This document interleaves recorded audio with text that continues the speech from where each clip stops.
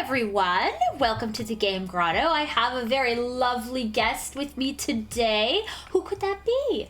It's Katie Bug. Hi! I'm a bug in a rug. And you are snug with your tablet. I am very snug with my tablet. It's a very cute tablet. So, we are going to be doing a little 3D modeling today. And as you guys can see, this is my screen here. Katie's got her screen just to herself, and I can see it, so I'll be able to help her along. But yeah, it's good to see you guys. Hi, Bree. Hi, Atomic Banana. Hi, Serge. I saw you there. Very banana. Very nice. Actually, you reminded me I still need to put your reactive up real quick, so let's get that just in case. Oh, yeah. Of course I don't have yours. Oh, wait, no, there's Katie. Okay, there's the Katie reactive. I'm like, you should, but if not, I will grab it. Okay. Well, I don't know how big this will be if we go have ahead no and use idea. that, but we'll cross that bridge when we get to it. How are you guys doing? Yeah, if we oh, need hi, to. Corky. Hi. Hello. How are you? Katie is fuzzy because I think she's streaming. Is Corky Bug streaming on your end as well? She is not. She's not. Okay. Well, Yeah, let's see. Hold on. Let's see if we can maybe for the stream you're streaming to me, perhaps make it lower quality. That because like I don't need to be able to see it like moving fast, just in reference, right? Yes. Wait, hold on. How do I? Yes, Corky Stream Buckets. quality. Yeah. Well, hopefully you guys are. Let's see if that helps any, and then. Hopefully you guys are ready to do a little bit of learning today, because we're going to be doing a little bit of learning. Okay, and then I close some programs. Hopefully that'll help.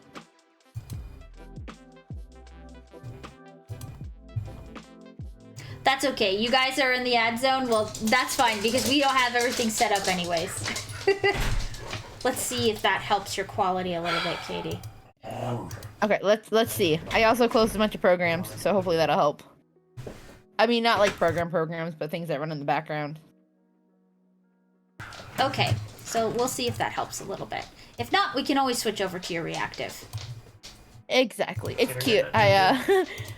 No, I think it's just Katie's, because we're doing the streams. She's a little bit fuzzy, but...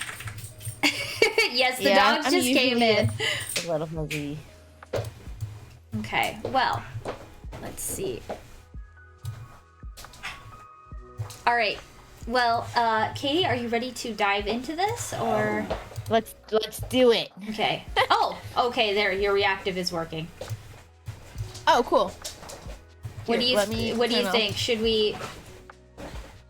Yeah, I think the reactive would be a little better. Okay. Just because I'm super fuzzy. Okay, I agree. Hey, look at that! You are holding the object of our what we're going to be doing today. Little Honey-chan. It's part of the reason I chose this one. Ah, I see. All right, so we're going to be 3D modeling Honey-chan tonight. And for those of you who don't have any experience with Blender, you are more than welcome to follow along. Or you can just sort of enjoy the ride. Indeed. I never asked your question. How... Oh, I see. Here's some flame wisdom / to keep track of your contact lenses. Mark them by writing left and right to never lose them. That's some terrible advice. You're gonna have big stars on your eyes. Yes, on. Yes. All right. Let's see. Okay, so I need one more thing in my peripheral, and that's Katie's little screen. That's my screen. That's not going to help. There's Katie's screen. All right. So, Katie, when you were, like, getting the hang of Blender, did you get the chance to, like, see, like, how to maneuver your camera and things like that? Yes. Okay, so you have an idea, like, middle mouse wheels, how we pan like this. And then, like, if you shift in middle mouse, it'll move things around. Okay.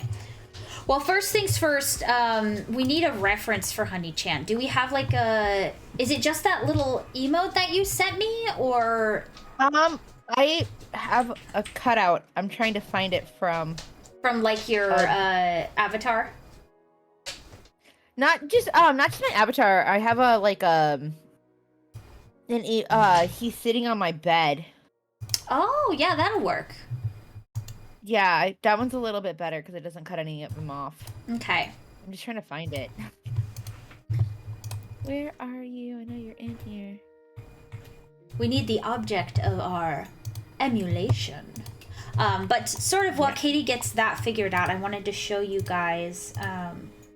let's see, not low poly meg. I wanted to show you guys Otto, because obviously Honey-chan is Katie's mascot, so I thought it would be interesting to take a look at Otto, so we had an idea of kind of like what we're going for as far as like levels of detail and things like that. Let me see if I can find Otto. Aha, there we go. I think it's a little cut off, but it's okay. Okay. If we take a look at Otto Relevant here. quote for today's stream: change your point of view even a little, and you might find an entirely new perspective. Oh, very accurate. Yes, you are absolutely right, Serge. So, Katie, if you look over at the stream, at Otto here, this is kind of the level of detail we'll be doing for Honey-chan. Hopefully, we can get to the point where we can actually pose. Like you can see, he can move his head and things like that. That would be really cool. And then Otto's got like these little drawers that open up. Which I haven't done anything yet, but he has a little TV screen in there, and you could like have little emotes fly out. Dude, that'd be so cool. Okay. Yeah, the moans. Last time you touched it was in 11th grade. That is definitely a while. I learned how to model with Maya, so I had to like learn Blender on my own, but I also had help from my dad. If they were jiggle bones, then they would jiggle. All right. So to get started, we're gonna need that image. You're sending it to me? Yeah, I'm sending it in the Hangout chat. Okay. Let's go ahead and grab that real quick. If we need another one, I can grab a screenshot because I have one saved. Okay. Now, you don't necessarily have to put your reference art in when you're going to be doing a model. Sometimes you can just sort of do it from memory, but I think for this particular instance, we're going to want to grab the reference. Yeah. Okay. Let's save this to my desktop real quick. Okay. Okay, so the first thing we want to do is we want to make sure that this is like a straight-on perspective, right? So to do that, we're going to use our number keys here. And if you hit 1 on your number key, you'll see it just like snap right to in front of your cube. And the number keys are all of your different perspectives, so you can see things from all different angles. There are 2 modes of perspectives in 3D modeling. There's what we call perspective view and orthographic view. With your cube here, I'll make mine real quick too so you guys can see. With your cube, when you're panning around it, this is perspective view. And if it's the flat version where everything kind of looks isometric by hitting 5 on your number pad, that's called orthographic view. Perspective, orthographic. Oh. So basically when you're doing your, yes, orthographic view is very trippy. It is very helpful if you want to use measurements. Exactly. You guys are like giving all these wonderful little nuggets of wisdom for Katie here. So basically we want to hit 1 so we're straight on, and we're going to delete this cube. So you can just select it so it's got the yellow outline and hit delete. And then we're going to add our reference. All right, so if you hit Shift and A, that's the shortcut for add. and we're going to see all the different things that you can add to the scene. And for this particular instance, we're going to add a Reference image. Image and reference. Yep, you got it.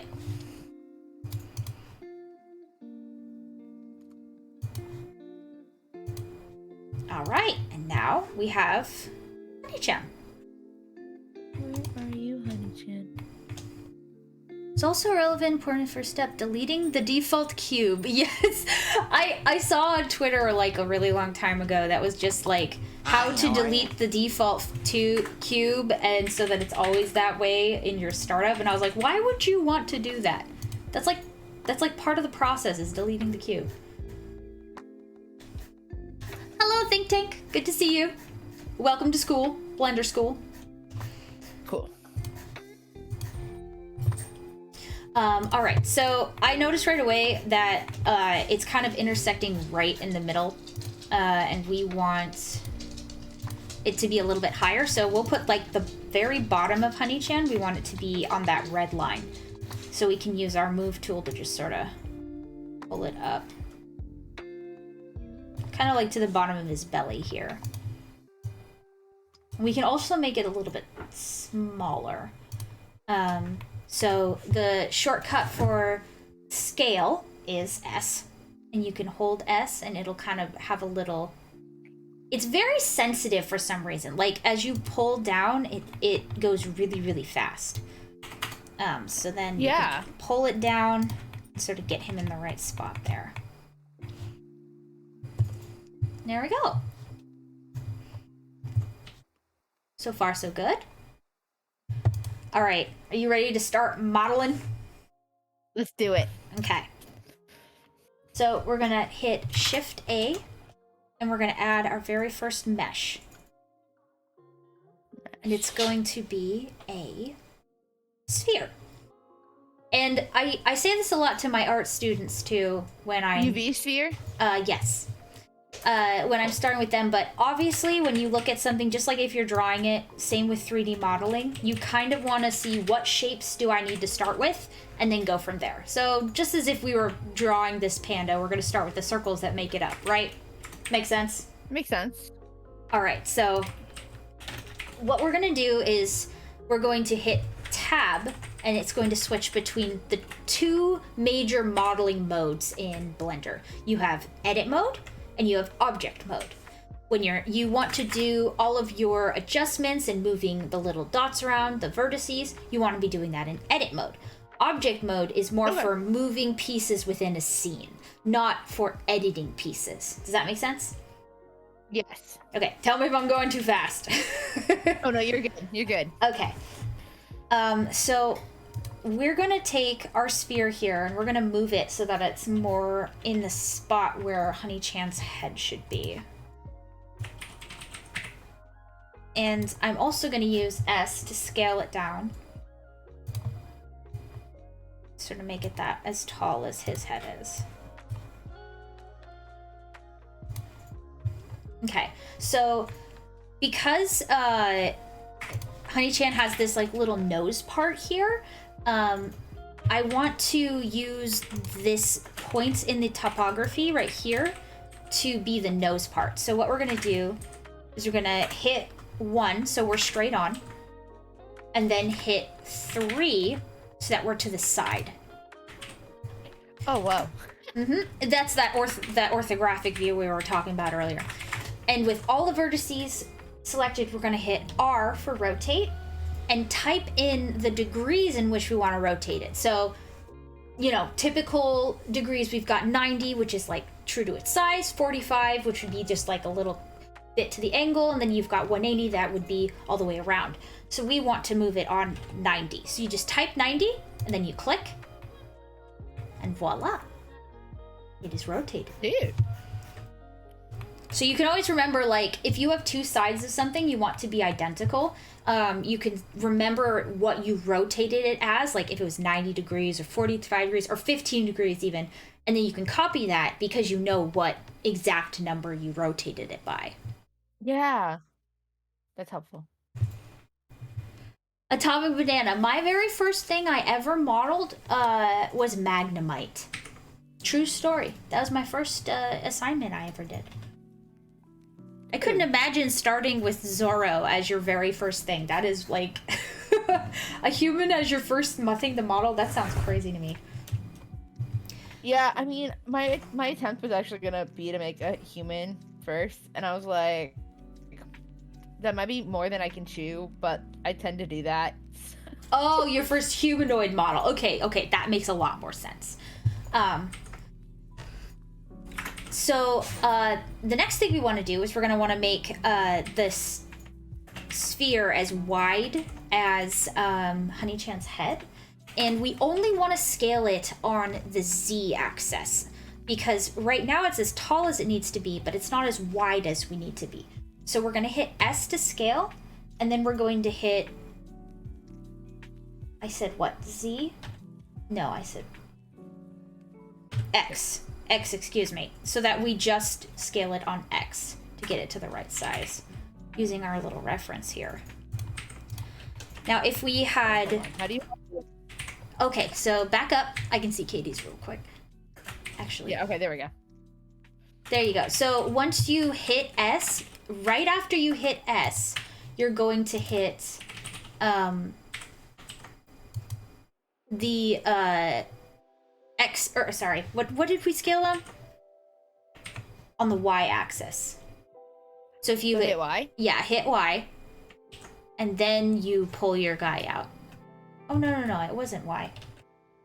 It's kind of hard when I'm explaining it. X, excuse me. S and then X. My bad. Oh, there we go. So then it'll only scale on the axis you want it to scale on. Okay. There we go. I'm just making sure I can see everything.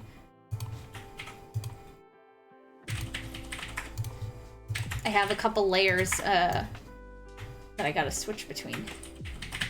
Yeah. There we go. Now I can see everything.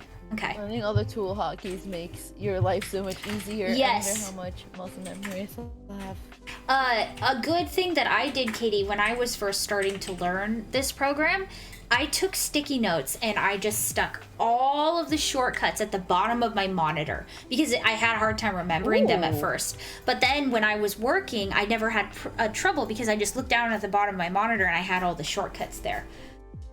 Eventually, they just become second nature, but... Okay, so I'm guessing that Honey-chan's head is not quite a perfect circle. We don't have a side profile of him. So is he exactly round or is he kind of like more flat? Honestly, I hadn't thought about it. Well, today we get to think about it. If he was a normal plushie, he'd probably be a little bit more flat. Yeah, so I think we can go ahead and which number key is that? If you hit the 3 number key, it'll go to your orthographic on the side. And then we can hit scale and X, or I'm sorry, Y this time. Should I highlight? Yeah, you want to highlight all of it. it. So you're going to hit S and then Y, and then we'll be able to scale just the thickness of him. Y. Thinking like here? Like this? I think that works. I don't know if you have the entire sphere selected. I don't think I do. So hit Control Z, and then to select all, you hit A. So now that you have everything selected, you can go ahead and shift click. It was S and then Y. S and Y. Hi TK, how are you? There we go. Are the same size? Yeah, that looks good. Cool. All right. We're making progress. We're doing things. We're definitely doing things. All right, so it's a little hard to see your reference now, so I'm going to go ahead and grab the reference and just sort of kind of pull it backwards. That's what I'm thinking. Okay. So the next thing we need to do is we're going to do his little nose. So we can go ahead and select. And a neat way to see through... TK is here. You guys know, of course that means it's time for hugs. So Katie, the way that you see through your model, like when you're using a reference like this, is up at the top corner of your screen, you'll see these little circles. One is like a circle with lines through it. Another is a circle with like some squares on it. The circle with the lines through it will actually make it see-through. See? Oh. So then you can see your reference behind it. Hey, Mr. Action, good to see ya. So my thought was that we could use this round part here for the nose. So I think we're gonna have to pull it down a little bit. Let's see, how should we go about doing that? I think we're gonna end up just using the other vertices instead. Okay. So what you want to do is you want to grab the circles that are kind of around the nose, like this. These ones. Those should be enough to make up the nose. Oh, wait. How do you grab? If you click and drag, you can do what we call the box select. And if you hit C, you get like a little paintbrush and you can sort of brush select. It's kind of up to you which one works best for you. Oh, okay. Hold on, I see. I think I do want to grab these ones up here as well. Just sort of make a square that we can then give some edges. And then if you grab ones you don't want, you can shift click. Ah, thank you. Yes, we are. We are cooking up a little honey-chan. All right. Okay, so you didn't grab. So I don't think. I think I have all the ones you grabbed. Okay, so we're gonna go back into perspective view so that we can see. I actually grabbed all the ones on the other side as well because I selected through it. So I'm just going to shift select all of those because I only want the ones on the front. Oh, pooey, accidentally. If you control Z, it will back up to the things that you did have selected. Control Z.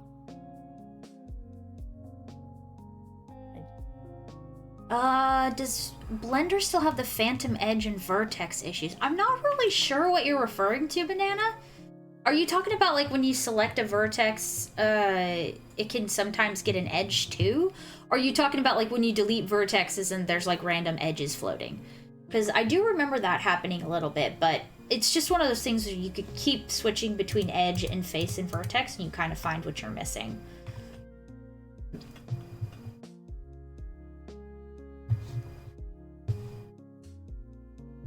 Katie, do you have a problem with me showing everybody your screen? Or did you want me to keep it hidden? Or rather, is it okay if I show it, or would you rather keep it hidden?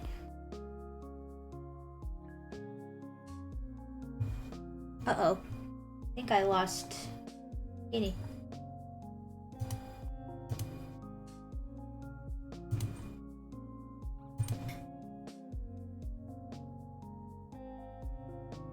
One moment, you guys. Sorry, I lost internet. Hold on 1 second. Oh, okay. That's all right. Oh no! I see. Gorky shared right there. Well, don't worry, everyone. Katie will be back in just a moment. Let's see. Sometimes when you merge vertices or edges, it would create duplicate vertices or edges in the same spot, making it hard to correct them and adding way more parts to models than they should have. Well, there is a tool that just automatically merges your vertices for you. Personally, I just like to go over after the fact and like select everything and merge vertices that are on top of each other. That's usually how I keep that to a minimum. Yeah, that's usually what I do. I didn't know that was a quirk of Blender. I thought that was just something that happens in modeling normally. So I guess I didn't really know it was a Blender thing. Should I select the boxes towards the bottom like you have? Yeah, because we're gonna extrude them and then round them out. But I don't want... Katie,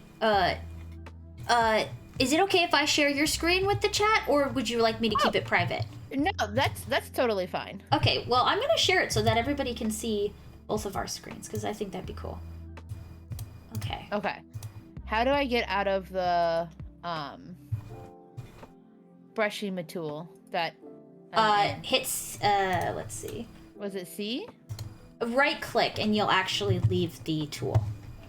Okay, cool. All right. And then we got a piece. All right, just a second, you guys. We're gonna get another little window here.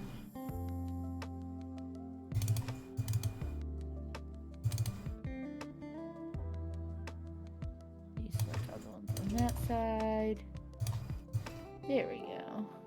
Cool beans. Okay, we'll put it over in the corner here.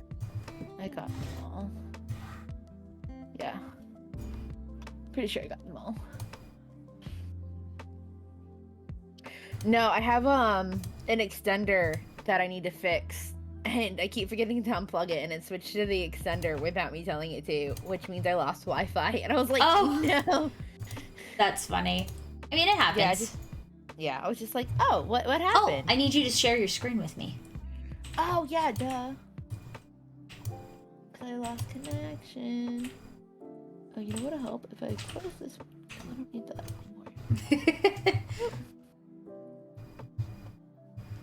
anymore. Actually, we'll put it right here so that we know it's Katybug's screen. Oh, wow. That was an abomination. All right. Now I can see too. Go like this.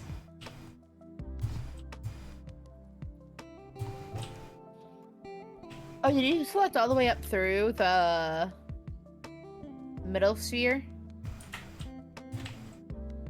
One sec. I will answer your question once I look at your screen. Oh, you're good. I'm assuming you did because that's what it looks like. Well, this is going to be a little stretched, but that's okay.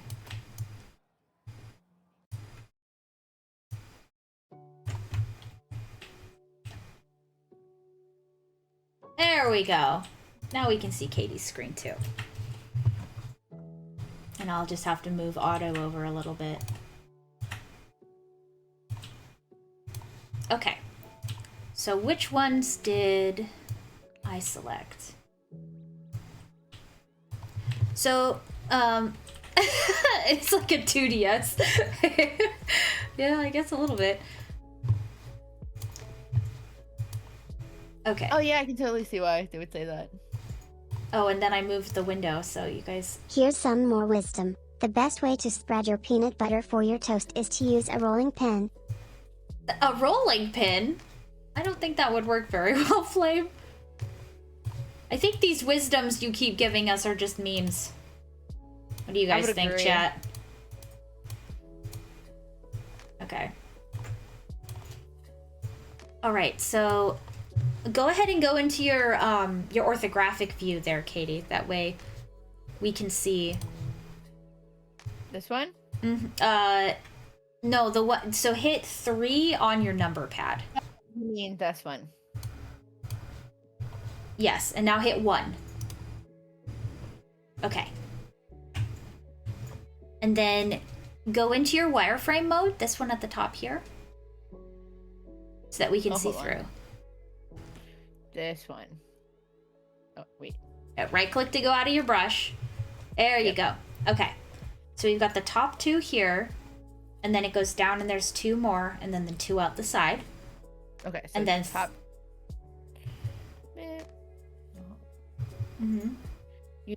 Wait, how do I move up?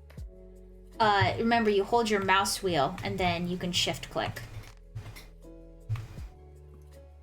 Well, that... Okay.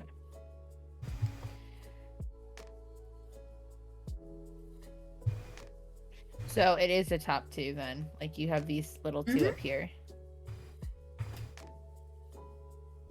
All right, and then these two at the bottom. Yeah, it looks like you have all the right ones. Cool. I was just missing the two. All right, so now what we're going to do is we're going to switch. We're going to hit 3 to go to the side view. And then the shortcut that we're going to use is E, and that's for extrude. So we're going to extrude out. I have a feeling his nose is going to be about this long. Right now it's not at the correct angle, but that's okay. We're going to fix that. No. I done goofed. Is it Control Z to undo? Uh-huh. Just like Photoshop. Except mine? Oh, there we go. Cool. I just need to... Why do you hate me? It's not the program's fault. It's my fault. Hit C so you bring up your... There you go. And then right click. Yeah. To get rid of that select brush. And then we're gonna hit back 3. There we go. Now hit E to extrude. And then extrude it out. How far did you go? This is about there. I kind of eyeballed it. It looks like you also have a little stray guy down there. You can just sort of select just that one. Just box select it and then delete him. How do you delete it? Just hit delete. Oh, cool. Okay, so obviously it's not a round face yet, but we're gonna fix that. It's also coming down. Delete is on my keyboard. Like, I'm not kidding. There's not a delete button on my keyboard. How do you not have a delete button on your keyboard? Found it. I think I found it. Okay. But if I hit delete, it gives me options. So you want to delete the vertice. Cool. All right. So the next thing we're going to do is we're going to straighten out this muzzle, and we're going to grab all those vertices we just extruded, and we're going to hit R to rotate, sort of make them a little more flat. This. Then we're going to move it up to like more in front of him. How did you move it out in front? Is it still R? Or a different one? After you've selected it, you can sort of move them around with this tool right here. See the move tool? Oh, the move tool? Also, thank you, Serge, for the stretch. Oh, let's do a stretch, everyone. Don't forget, you gotta stay stretching. Stretching is good for you. Yes, it's very good for you. Very nice. Thank you, Serge. We're gonna stretch, exactly. Alright, so now that we've kind of got his nose looking a little more like, you know, like a nose, sort of see if it's in the right spot. We're gonna go ahead and make it a little more round. And you had asked me before we started streaming, like, the difference between modeling and sculpting. This is one of those things where if you start by modeling the base, you can then sculpt afterwards. That's usually how I do it. I think it works out the best. But we're going to make this more of a circle, so we're going to grab these 3 vertices here. I go back into the other mode? Yep. Oh, I am missing some. It's okay. I'll fix it later. And we're just gonna grab these and sort of make it a little more round. You're grabbing the top ones? I grabbed these 2 first and moved them up. And then I'm gonna take these 2 and move them down. Sort of round it all out a little bit.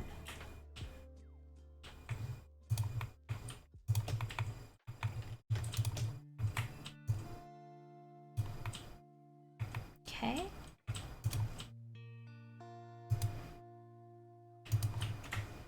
I think that these 2 bottom ones need to be rounded out as well. But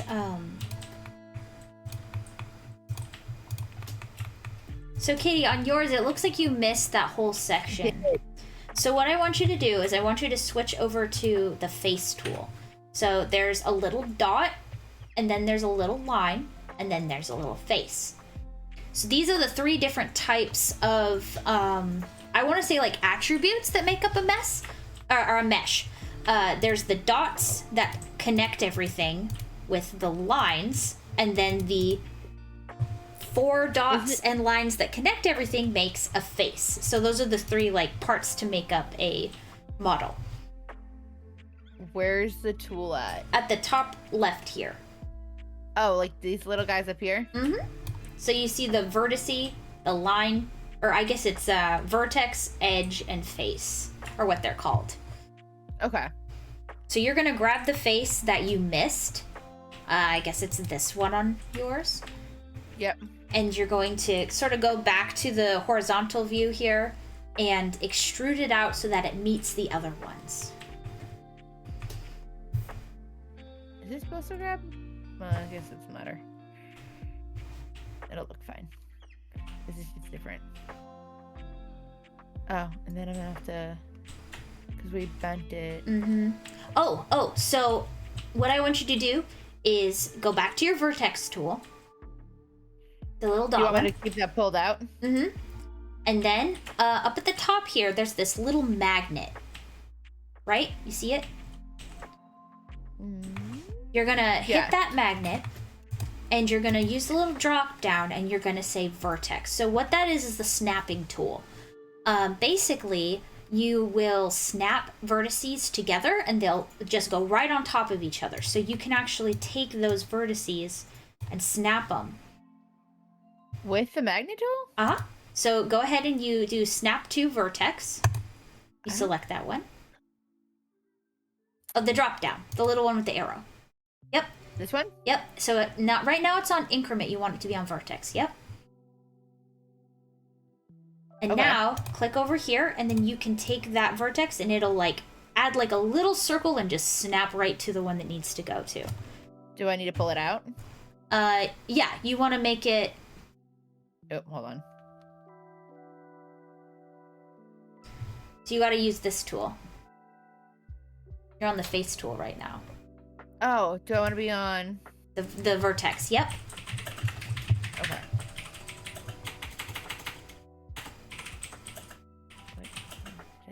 Oh, I think you backed up to before you had extruded out the face. You still need to do that. Okay, hold on. So I need to pull it out and then do that. Yes. Got you.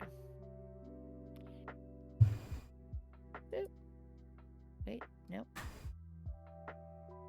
And then E. E? Yep. Because you. Oh, Control Z. And one more time. E. Mm-hmm. And that's gonna put it at an angle. Yep.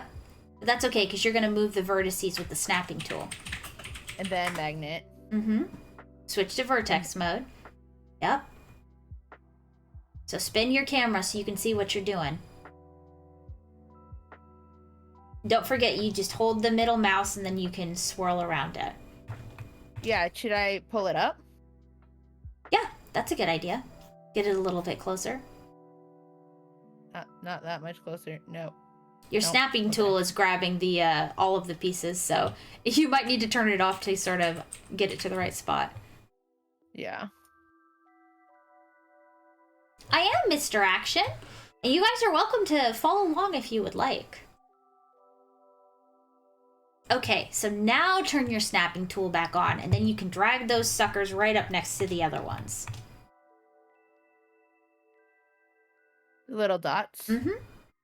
You just want to do one at a time. Oh. Oh, that's so nifty. It's very nifty. Oh, that's cool, Mr. Action. Very nice, very nice. Nope. What are you snapping to? I think it's snapping to inside the head. Very unfortunate. I think so too. Here, if I can move it a little closer and get it to snap. Nope. Okay. Let me turn it off for a second.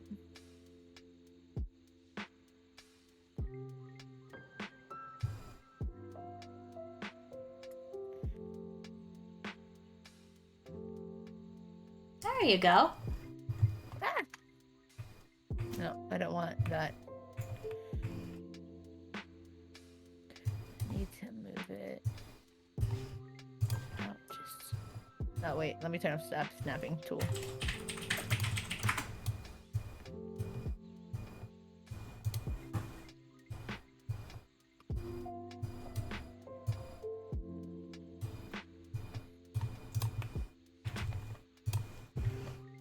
Hi, Audley. How you doing?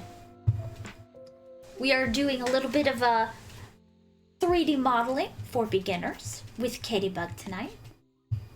Yes, or attempting to, anyways. I think it's going well. Okay, and then. All right. That's too far out.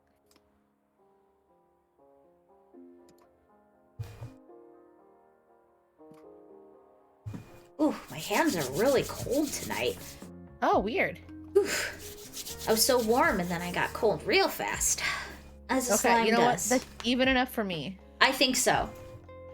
All right, so the next thing we're gonna do is we're gonna make this a little more round and a little less, well, not Square? round. Yes. So I want you to grab this, either one of the sides, and you're gonna grab this vertice and this one. Okay? So this one, and then there's another one, like the inside one. Oh, you know what? Real quick, hit A to select all, and then go up to here where it says mesh. Mesh. Merge. See, down two more. Down two more from there. Oh, right here. Merge. Then do by distance. By distance. And that should get rid of those doubles you got from extruding and snapping. That was the thing that Banana was talking about earlier. Oh. Because you had two vertices in the exact same spot, but they weren't connected. Okay. Gotcha. So yeah, go ahead and grab those two here. And then we're going to make it round. Sort of like this. Okay? And to do this, this is called a bevel. You hit Control B, and then you can move the slider out. Chubby? I don't. Hold on. Nope. I want to. You have the right Control B. ones? Yep. I don't think I have. Do I have all of them selected? It should be just the two. Yeah. No, I have 4. Hold on. How did that happen? Well, you can click it, and then you could just sort of Control Z. Is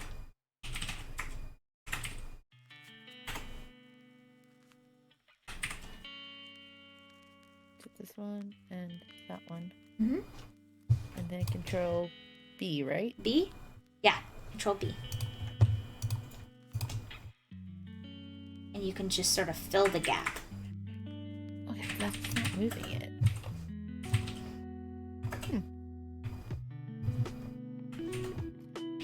Can you zoom in it? I can't see because it's like panned up and it's like Okay. Yeah, I just don't know how to get it to move up. shift middle mouse click. Shift middle mouse click. That's what it is. Thanks. All right, yeah, let's zoom in on that sucker so we can see what we're doing.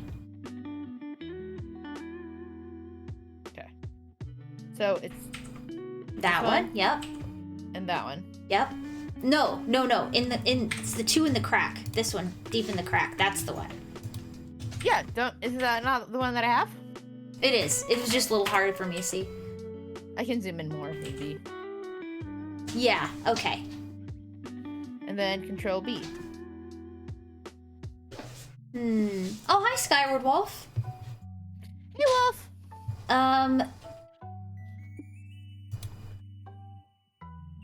Can you can you box select this back one right here? This one? Mm-hmm. Oh, I'm sorry about that, Oddly. Yeah, so select just out in the gray space so that it like unselects everything, and then click and hold and just drag to get this this one corner here. I want to see how many you have there. Yeah. So up at the top, it should say how many vertices are selected. 1. And then do the same to this one over here. Is it gonna deselect? 1. Then why isn't it beveling right? I don't understand. That makes 2 of us. Because does it work on the other side? We could try it. Why don't you try it on the other side?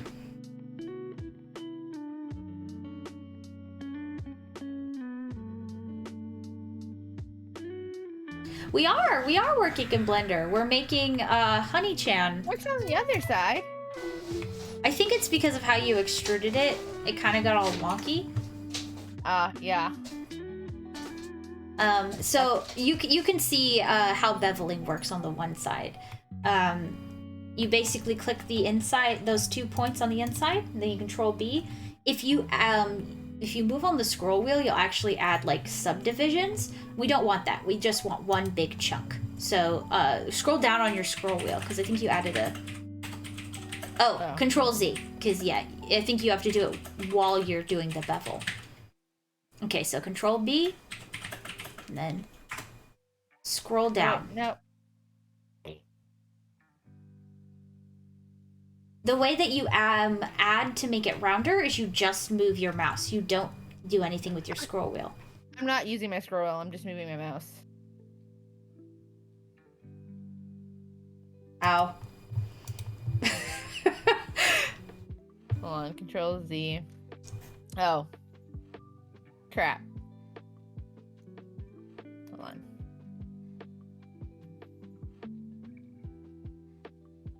So instead of using a box select to click that, just click the vertice. Okay. And then try.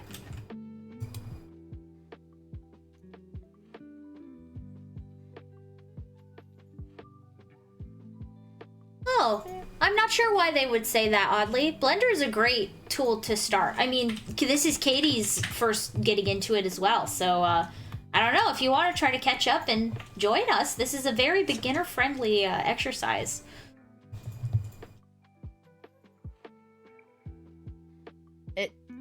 Okay, so we're going to try a different method. I'm like, yeah, this one's not working. So what I want you to do... I'm trying. I want you to select this guy and this guy. This one and this one? Hold on. So basically all of the ones that kind of make up this little section here. Right? Do you want me to... and then the top 2? These guys? Yep. Okay. And then I want you to hit F. Nothing's happening. What? Okay. One more time. Just click this guy. Okay. I have nothing selected. There you go. And now click this one. But it's deselecting the other one. Yeah, shift click. Shift click. Oh, that's why. Okay. Okay. Okay. And now hit F. Do you want to select the back 2 or no? No, just the front 2. Hit F. It should draw a line. It drew a line. Okay, so Control Z, and now do the back 2. Shift, and then click, and click. You want to hit Control Z? Uh-huh. So that it gets rid of the line. I was just making sure that it was working. I got you. Okay, so now you have all selected, and hit F. Yay! It worked! Should I try that on the other side? Yes. I'm gonna back up and do the same thing.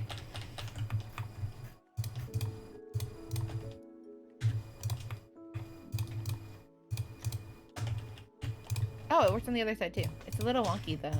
So basically, oh, I think it's because you did it to the inside vertice, not the outside one. Oh, that would explain it. Yeah. Okay, hold on. You have to do them one at a time, because basically what you're saying is between these 2 points, I want to add a face. That's what fill does. So you only want to do it on one side and then the next side. Oddly, Blender does have a mirror tool. It's very handy.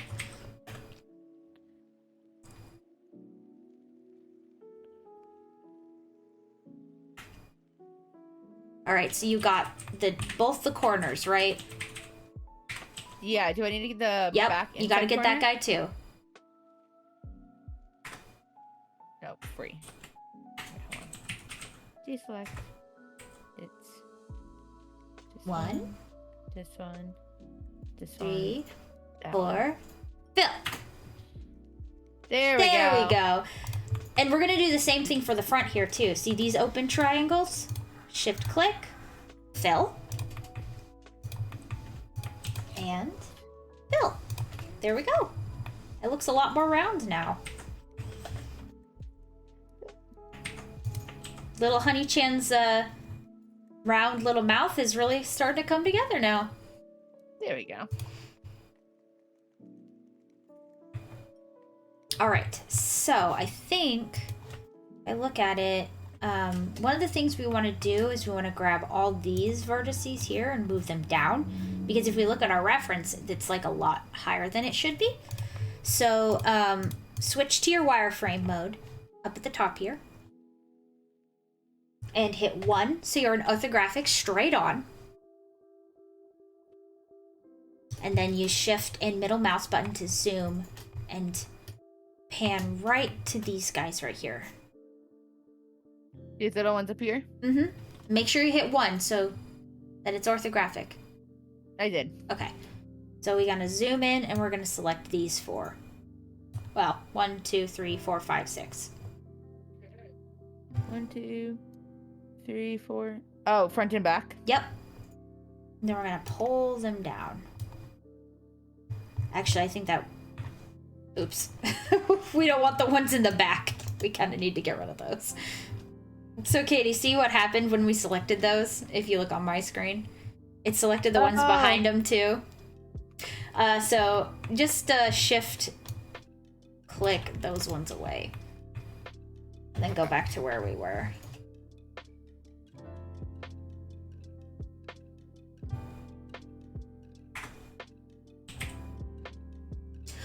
There is a sculpt mode in this, oddly. For me, personally, I don't like to sculpt until I have a good base with the actual modeling. That's my preference. So, I usually don't sculpt right off the bat. I usually do it after the fact. And then we want to pull it down to, like, more where the bottom of the top of the nose is.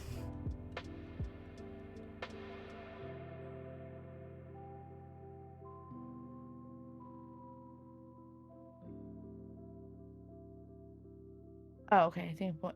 Do you want to know where the nose is or where like the? I think where the top is. Yeah. Okay, cool. And then we're gonna take these ones and move them up.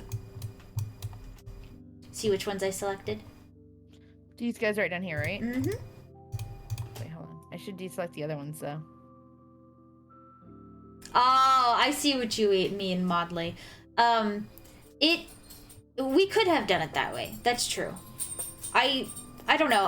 I'm the kind of person who likes to start with the base topology and go from there. And I think that's from my background in game development, because like you have to be very optimized with your topology.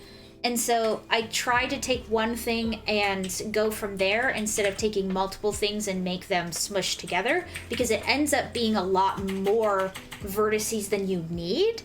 Sometimes I do it, but I try to steer away from it, because then it makes really messy, like, things that are being rendered when they don't need to be rendered, if that makes any sense. What was that? Hi, Onyx. Yeah, I know. Oh, okay.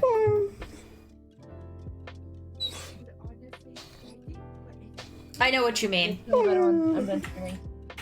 Okay. I actually think we need to grab this guy in the middle too, but we'll move all of these guys up like this. Oh, thank you, Silver Dragon, for the cookie redeem. I do not have cookies by me. 1 second, you guys. I will be right back.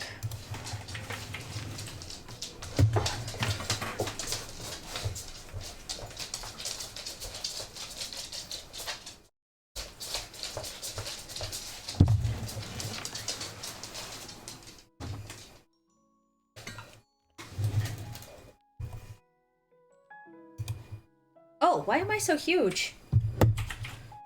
Hi Oh, when guys. did that happen? I don't You know. weren't always that big. Hold on.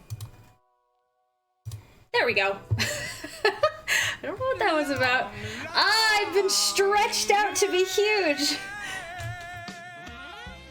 Oh wait, no, not that one.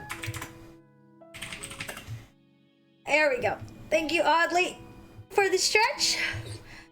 Ah, okay. Now, where were we? Wow, okay.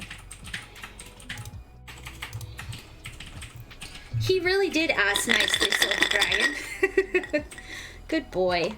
Here you go, Lana. Good girl. Good doggy's getting cookies. Oh, hi, Chibi. Chibi. I think class is going pretty well. What would you what would you say, Katie? I would agree. Okay, good. Hopefully I'm not moving too fast for you. You are not. You are good. If you do, I will tell you. Okay, so looking at our little panda now, his nose is a little too like tall and not wide enough. So we're gonna take these vertices here. Here, I should grab them individually instead. Oh, the ones that are like kind of squared, like Yeah, this one and this one. So we're gonna grab it on both sides. If you can find them. I think I can do it. Wait, hold on. Free, grab the wrong one. That one. Let me go back into A mode. And zoom in. That one. Oh my gosh, that's great, Oddly. You gotta share that with me. I would Okay, love to I think check I that got out. Okay, so once we have them all, we're going to hit S to scale. And we're gonna scale until they kind of get to the edge of the nose there. Oh, like pull them out? Uh-huh. It's weird because it's not... You know what? I'm not gonna nitpick. Don't worry, we have some ways to round everything out in the end. Cool. Should I do it to the bottom ones too? Yep. I can see Oh, why. Corky, thank you for the cookie redeem. Ooh, that was very loud. I apologize, everyone. Speak. Good boy. That was a good one. I can see why doing a 3D model. Oh wait, hold on. S. Would particularly. Oh, inverted it. Okay, there we go. Fixed it. Like mimicking artwork would take a hot minute. Oh, wait, yes. frick, what did I do? Oh, hold on.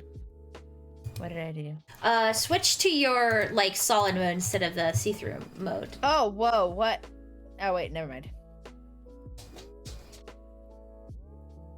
Why is... So, What happened? I think you turned on the skeletal mode. See this one right here? You have that one selected. That's your X-ray. It makes everything transparent all the time, no matter what mode you're in. Here. Mm-hmm. I'm trying to figure out what happened down here. I think you I think you scaled them. I didn't touch them though. Oh, it's like everything shifted. I think so. What happens when you scale and you don't scale on a specific axis? It pulls everything out. So we just need to. I just gotta redo what I did. Hold on. Okay. I figured out what happened. It's okay. I got it. So we're gonna have to pull those guys back too. Yeah. I figured out what happened.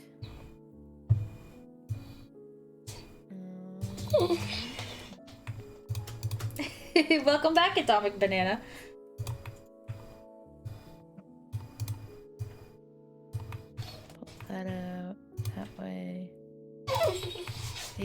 Right. And then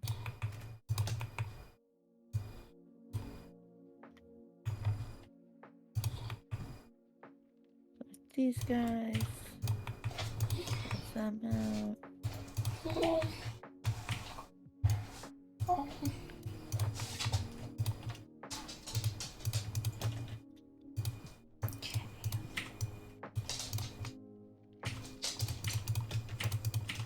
Okay.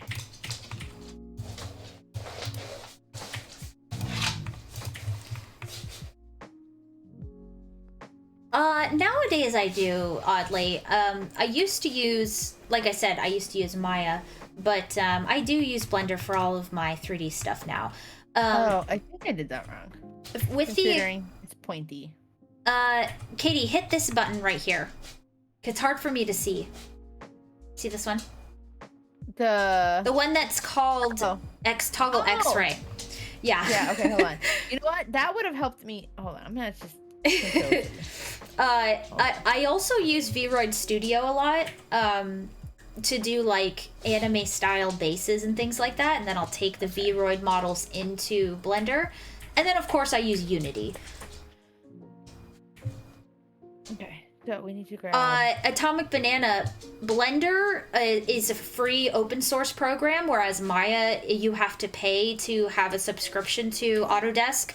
And when I was in school, it was fine because they just, they pay for it.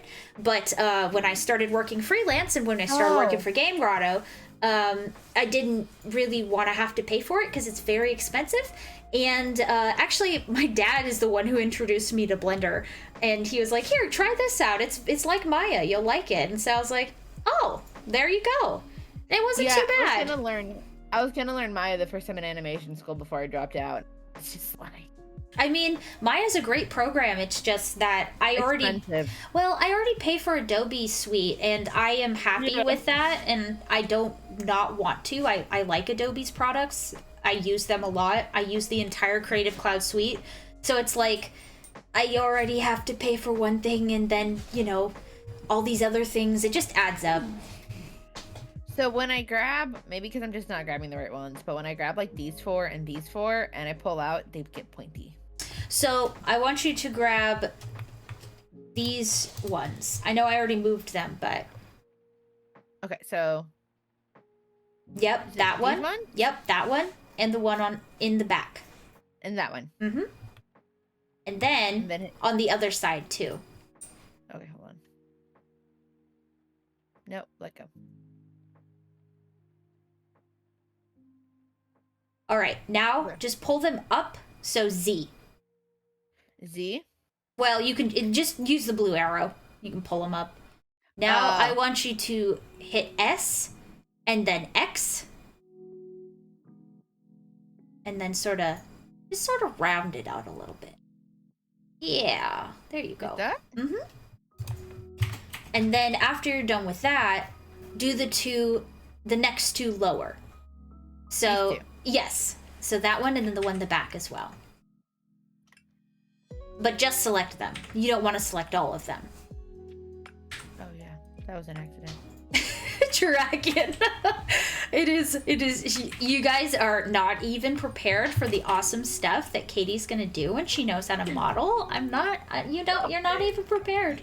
Not at all. Yeah. I have plans. She has plans, y'all. Okay. Do you want me to do the Go ahead and hit S for scale, and then X, so you stay on that axis. I'd pull it out quite a bit, and then after you've done scale, after you finish scaling them, you can go down to the next row and sort of round those ones out as well. Okay. Just so that it looks more like a round nose instead of a choppy nose.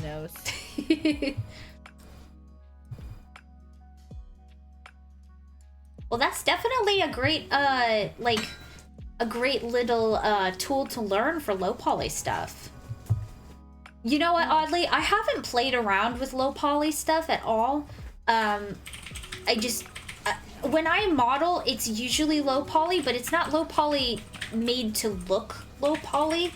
You know what I mean? Like, there's a difference between, like, that style of low poly and just a model that is low poly because it's optimized. Like, that's the way I learned how to model because I was doing it for video games. So I haven't figured out, like, I understand the concept of making low poly, like, aesthetically low poly models, like the ones that look like they're for PlayStation. But it's like I haven't really tackled the whole design of doing it, you know? I couldn't really tell you if it's easy or hard. I know it's hard to rig because I've rigged 4 low poly models. They're extremely difficult to rig because you have less vertices to work with. So when the bone like pulls on one part or the other, like you only can move it so much before like it's pulling the next vertice, which could be like part of the elbow, and you're trying to move the hand, right? Oh. So it makes them very hard to rig, but yeah, the whole low poly, low res look is very popular right now. So I could see why you'd want to get into that oddly. But now that we have our snout, I'm going to teach you a new thing. Are you ready, Katie? I'm ready.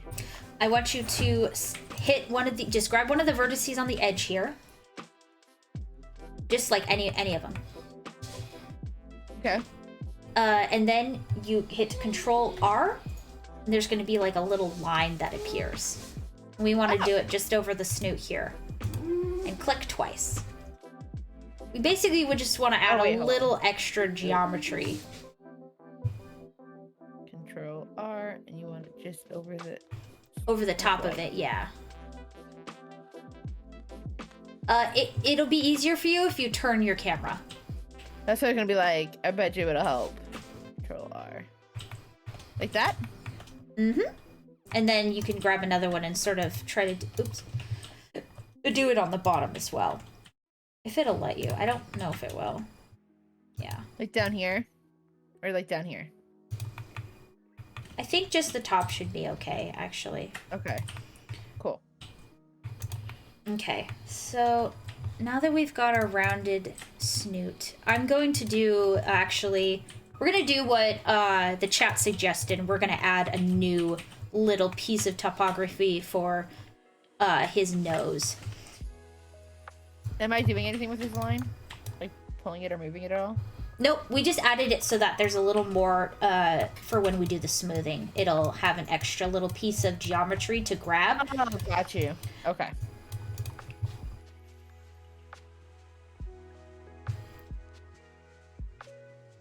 Well, Banana, I mean, I've rigged, like I said, I've rigged 4 models. I definitely know the secrets to making them look good. I just would say they are more difficult than rigging a high poly model.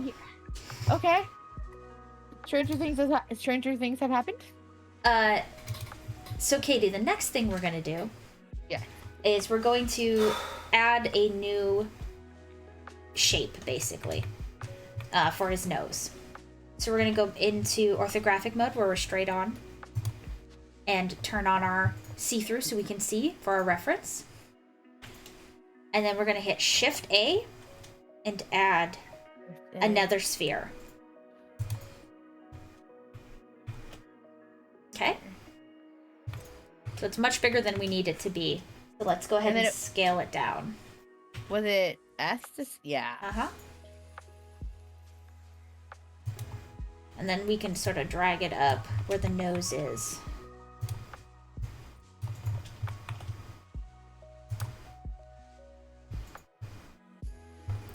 And then we can do S on X to make it wider.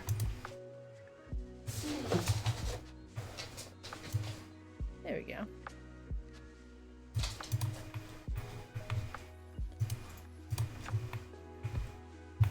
Voila! He has a little button nose. Oh wait, I have to push it forward. Hold on. That would help. I know, 2 spheres. Who would have thunk it? Who would have thought? There we go. So you can kind of see the 2 different methods that we used, even if we just look at how we started with the shape and then we extruded out. Or you can add shapes upon shapes.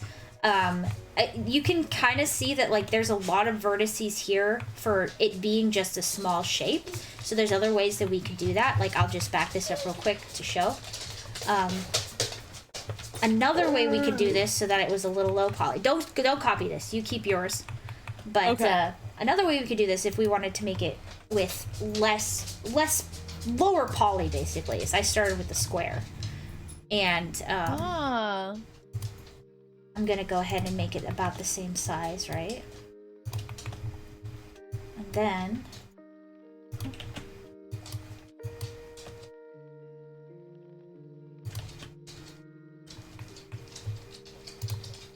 here. Let me actually put it in the spot it needs to be.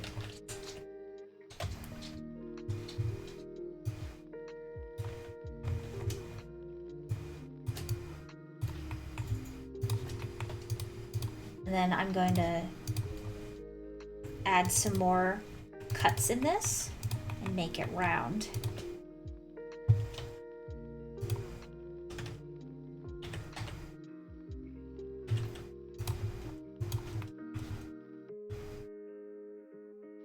So kind of you guys that were...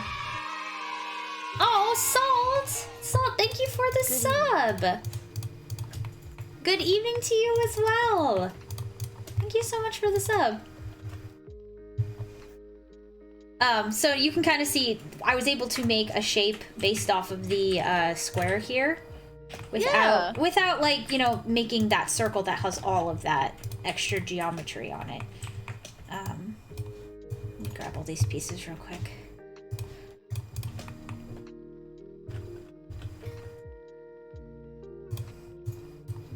And then I could even go even further to make it even more round by adding some bevels here and some bevels here.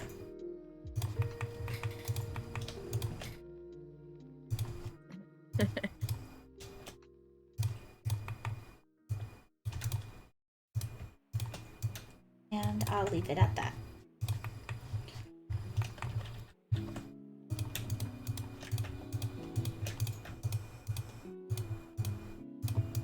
Make it just a little more round. Oh, I gotta merge my vertices real quick. Merge by distance. I will go the distance, I'll be there someday. If I can be strong. I wanna back up that one there. That one's the one that's giving me issues. Why did it flatten on the backside? You know what? It doesn't matter. No one's gonna see his bad. Don't worry, we'll clean that up. I just want to fix this real quick. Oh, you're good. I just wanted the faces gone, not the vertices. There we go.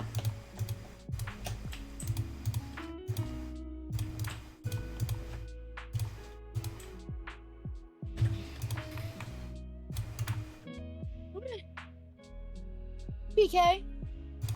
Good morning. Isn't it good evening? I guess maybe if you're in a different part of the world, it's good morning. Oh, hi, Night. It's the best price to learn how to use MS. I mean, I'm not so sure about that, but we're happy to have you nonetheless. I haven't used MS Paint in like, oh my gosh. I have a 15 friend years? that like uses MS Paint to draw like scuff drawings. It's pretty great. Okay. Don't forget about it.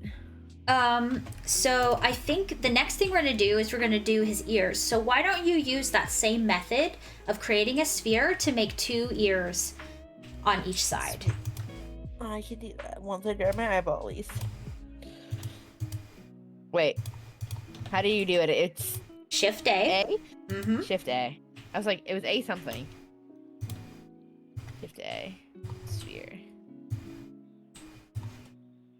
And then it's S to scale. I want you teeny, smaller.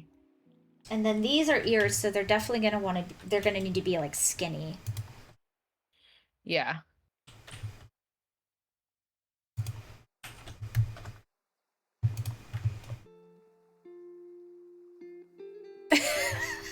Night. You're so funny. How do Okay. you rotate? I know there's a way to rotate. R. Aha. I'd back up though, because I think you made it skinny without holding the Y. I haven't moved it forward yet. Oh, okay. Yeah, so when you hit scale, you want to make sure that you hit Y because you smushed it. See? Oh! So back it up one more step. Control Z. Control. Okay. So I would make it the size that it needs to be there. Yep. Basically the size of the full ear. Oh, you want me to like make it bigger? Mm-hmm.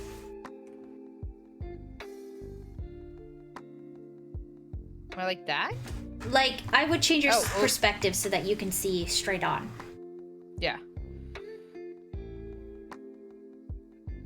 Because you can hide half of the ear inside of his head so that you can keep the good shape of that circle. Oh, and like move it down Mm-hmm. and then over Yep. and then make it fit. Mm-hmm.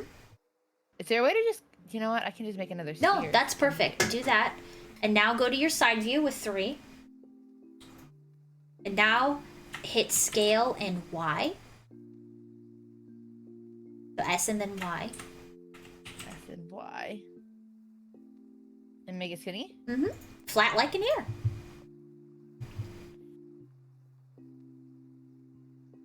Is that flat enough? I think that's flat enough. Yeah, I think so. Is there a way to copy that? Yes, that's what we're going to do right now. So you're going to hit Shift D, and then you can actually see that you'll get a copy. Oh, whoa. Dude. And then So the other thing to keep in mind too is that this doesn't mirror it, it absolutely copies it. So if you want to mirror something, you can do scale Oh. and then hit X -1 and it'll actually flip it. What did I do? Okay, there we go. And it was Shift D, right, to copy? Mm-hmm. And then what was it to mirror, like, move it? You do scale X -1. Oh, you just want to place it. Because Okay. I'll explain why you want to scale it on negative if we get to that point. Basically, there's a thing you do with the normals, which you don't know what that is yet, so... No. It's alright. Cool, it is placed. Alright, so we have our ears. He's really starting to look like a panda. Slowly but surely coming together. Okay, let me see what you guys are talking about. It means spirit just something she ended up choking. Model scams. I don't know how somebody... I guess if you ripped it like a model. A square green head, so I made a 2D green square with my eye, with eyes and a much.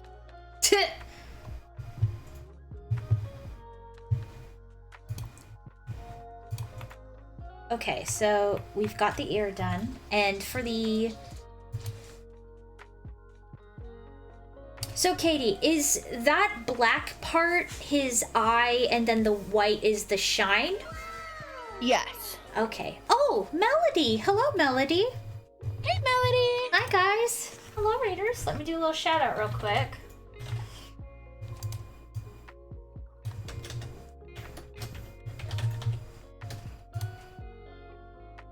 Hi, Melody! Hello, Raiders! Everyone who came over on the raid. We are doing a little bit of a 3D modeling lesson with Katybug today. For those of you who don't know who I am, I'm Meg the Slime. I'm usually streaming with my better half, Dawn the Robot, but today I am streaming with my good friend Katybug. Hi. Hi, Lana. Do you want to say hi to the Raiders too? She just came and licked at my knee. All right, so we're gonna go ahead and do the eyeballs. That is his eyes as well. I hope you had a good stream there, Melody. Oh, let me turn it so it's transparent.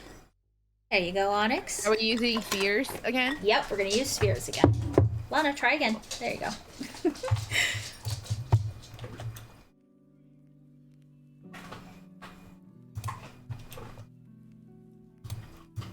Oop. Honey-chan has a lot of circles, so I knew he would be a good thing to do as like a beginner, you know? can move that forward.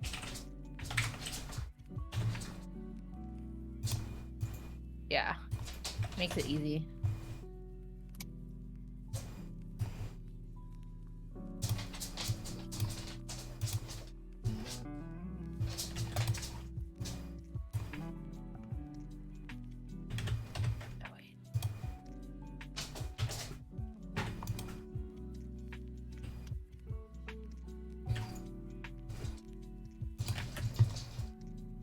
There we go. Now you just... Oops.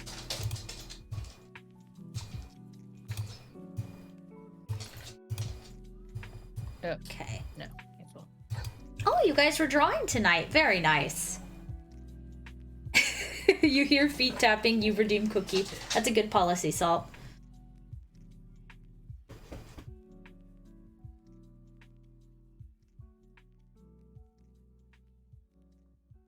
Well, this is definitely a hardwood floor house, so I think they'll have plenty of cookies in their life. A little bit. I think. Hi, you good boy. You're warming up my hands. I'm rubbing you on my cold hands on this big husky boy, and he's warming me up. There you go. All right, go lay down, boy. Go on. Yeah, I don't like carpet anymore because it's hard to clean. It is so hard to clean carpet, especially with pets. Yes. I think no, they're not even.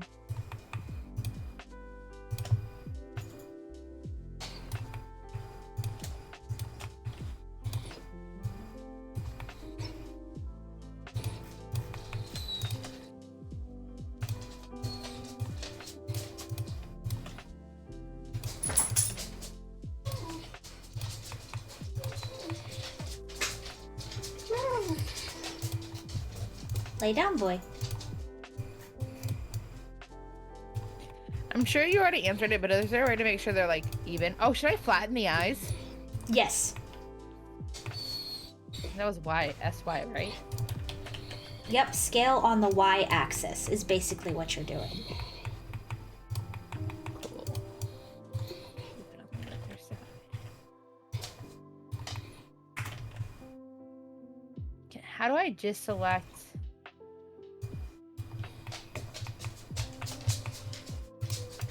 The one sphere. Honestly, I could delete it. No, you know what? Here, I have a different way of doing this. Ignore me. You're already learning how to problem solve. I love it.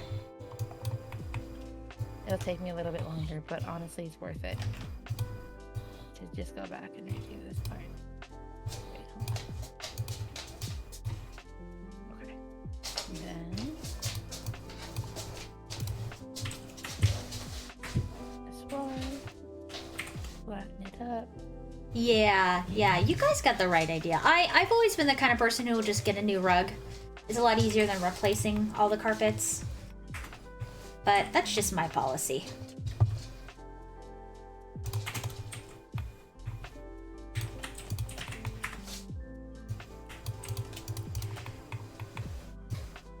I always say this when I talk about modeling, but one of the things that you really just have to keep in mind is it's all just about little micro adjustments to get things to look just the way you want. There we go.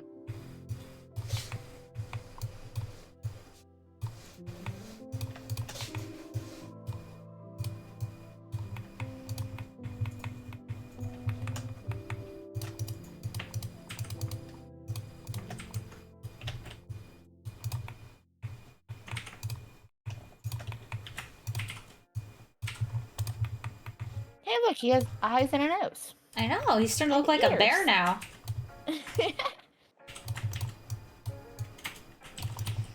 Who would have thought that he was a bear, and a cute bear?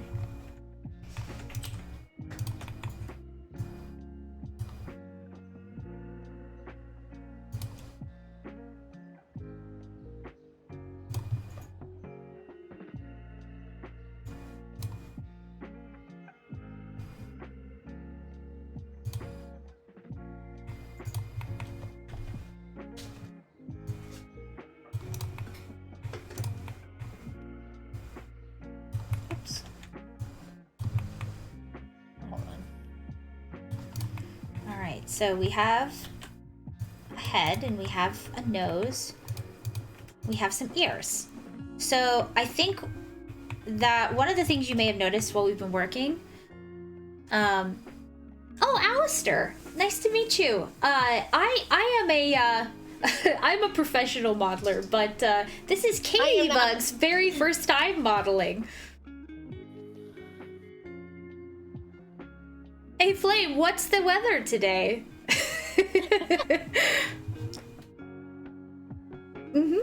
Yes, we are doing a beginning modeling class today. Just a little something. This model that you see moving around, I made it. And I've made many models for many video games that I have worked on. Or I say many, but really it's just the one that's finished and the other one in development. But that's many to me. It counts. It counts. Yes, it counts. The weather today is currently 10 degrees Celsius. Oh, very nice. Oh, Alistair, thank you for the follow. Welcome to the Game Grotto. All right, so I think you've noticed though, Katie, like this is all a little, it's all a little, you know, blocky. So we're gonna smooth it out. So I'm gonna teach you about, oh, hold on. I just need to look over for a second. You're good. Donna's working on multiplayer right now, you guys, for Mansion at Midnight, and he is showing me two characters actually moving around, and oh my gosh. Mansion at Midnight, getting some big updates, you guys. Big updates. Much hype. Oh, it's okay. You get one, Alistair. You get one. But okay, so I'm gonna teach you about modifiers. Basically, modifiers are different little things that you can add to your models to do different things like mirroring, smoothing things out, adding extra vertices to your mesh, all kinds of... It's okay, Flame. I saw. They're alright. They know that it's not... Just don't make a habit of it. You guys are funny. So what we're going to do is we're going to leave edit mode. We're going to go back to our object mode, okay? So that's shortcut for that's tab. And we're going to select just the sphere that's the head, not the ears or anything like that, just the head. How do you just select the head? You've got it. It's basically if you click on the individual pieces that we've created, you can kind of see them get the orange outline. So we just want the head, basically. All right, and then over in your tools on the right here, you want to go to this green one that's like oh, I'm sorry, we want to go to the wrench. Those are your modifiers. Sweet. The blue wrench. And then we're going to add a modifier, and the one that we're going to do is called subdivide surface. This basically takes low poly and not as like things with not a lot of vertices, and it gives it more and smooths it all out. So you're going to add that modifier to What's it under? It is, so basically where it says add modifier. Yep. Like there.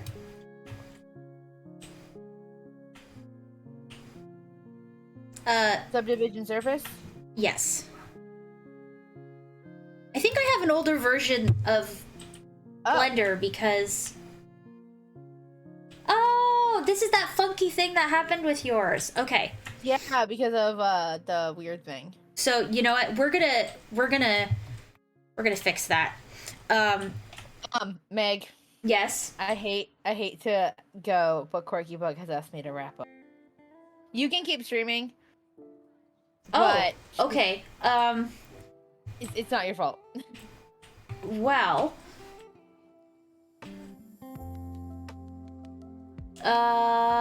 You know what? I can share the image on the Discord real quick so that you guys can follow along. Katie, is it that you just can't be talking because she's got to go to bed kind of thing? Yeah. Okay. Well, I will continue to finish Honey-chan, and if you want to lurk and just like hang out, that's totally cool with me. Or if you gotta head to bed, that's totally fine. I'll be lurking. I'll probably just lurk on my phone. Okay.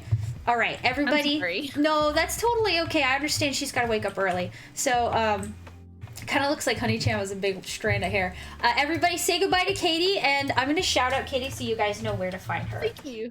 Please, yeah. And I definitely, like, had fun, and I want to keep learning how to 3D model. Next time, we'll start a little earlier so you guys can go a little longer. Guys, please go follow Katie, and Katie, we'll catch you later. Yeah. We'll see you in the chat. Oh, yeah. All right, well, let's just clean things up here a little bit. Okay.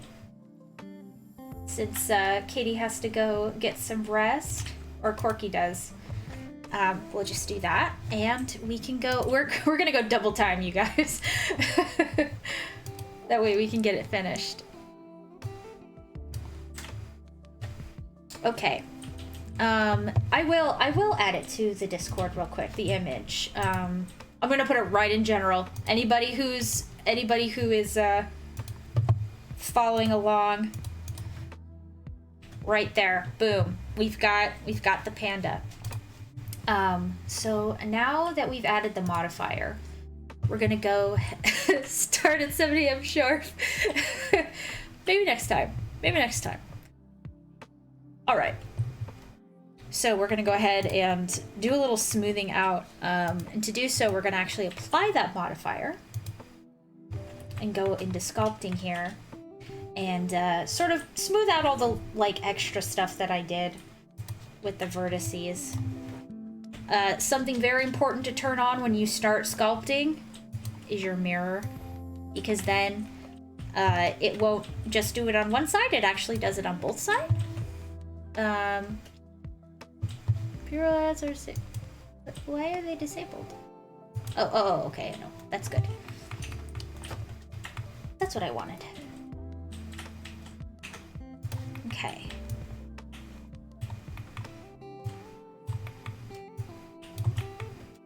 We're gonna smooth everything out here.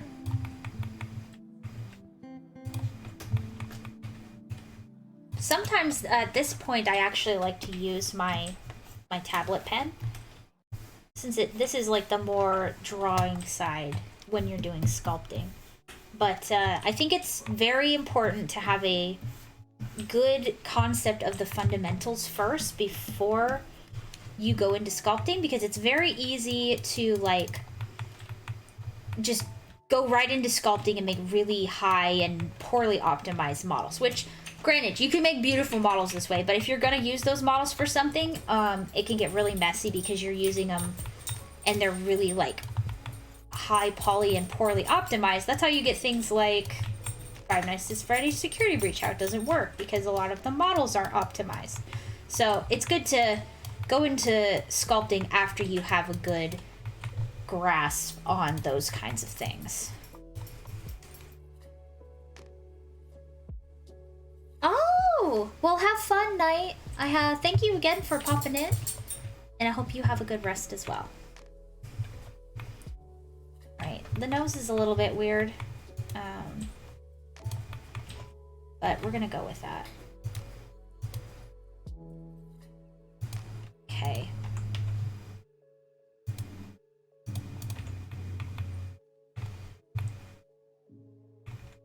When I subdivided it, it kind of, yeah,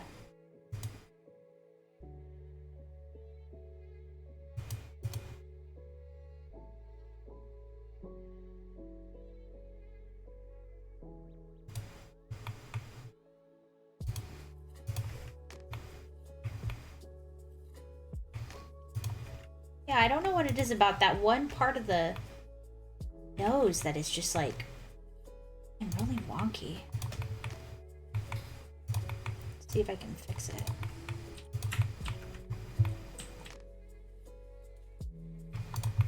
Actually, you know what? Audley was talking about sculpting earlier, so I think I'm going to show you guys. We did the extruding way, right, where we added the nose and stuff. Another way that we could have done it is like this. Oh, wrong sphere. We're going to Shift A, then add sphere. Sort of for those of you who are just starting, joining in rather, gonna put this sphere right up here. Scale it to the right size.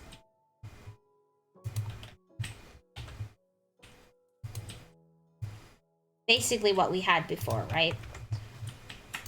But instead of adding... Ooh, I think I made it a little too thick.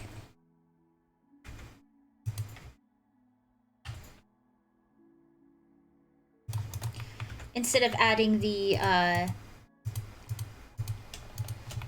nose and extruding like we did, I'm going to do it a little bit differently. We're going to add some extra geometry to this. Oh, that's okay, Katie. Don't worry. Time zones and all that.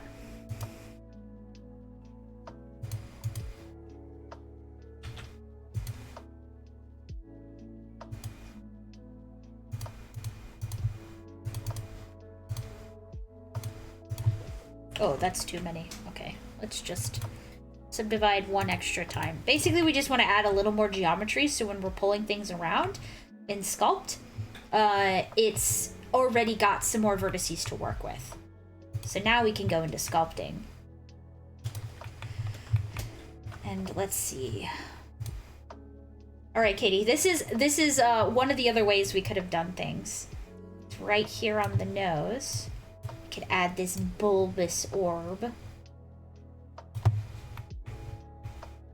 You can kind of see it coming together here.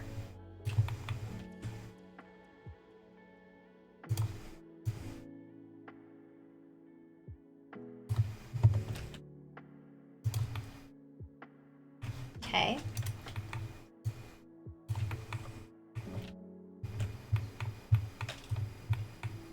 I don't like how the center of the sphere is making the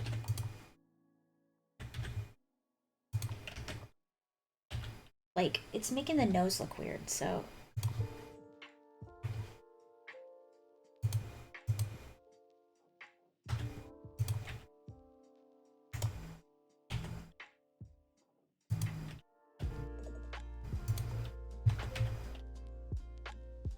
let's try sculpting it from this angle instead.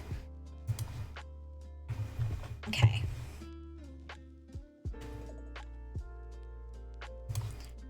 Alright, so the tool we're using is the inflate. So basically it just pushes all the vertices around it. It doesn't actually add any. That's why you ought to be careful when you're sculpting, because you're not adding more vertices, so there's no way for it to like compensate for you pulling things apart. Whereas when we added it, we were actually giving it more to work with, if that makes sense.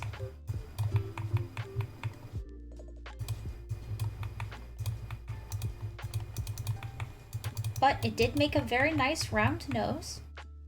And we can actually pinch this down a little bit.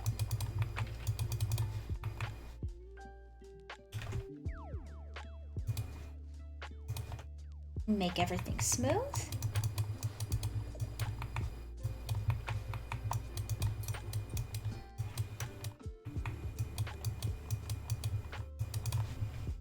And then this blob I could actually make the nose with.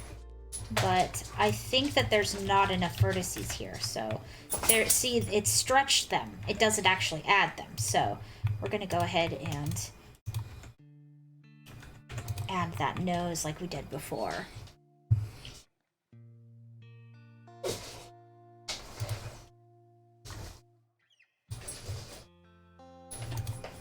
Okay. Onyx, you got an itch, buddy?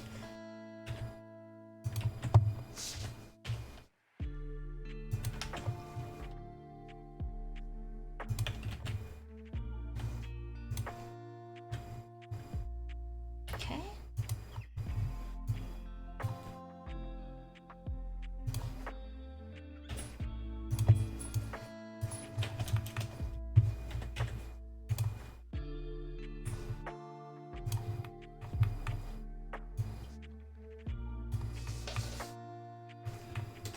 sort of tilt it out a little bit.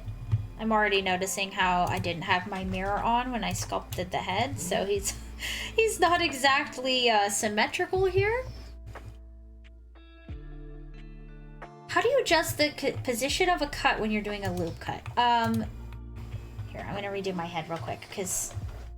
So, when you're doing a loop cut, you basically, you choose a vertex where you want it to originate, but then from there you're kind of just... you scroll up and down along the face, and that's kind of how you decide where it goes. I'm gonna make a cube real quick, and I'll show you.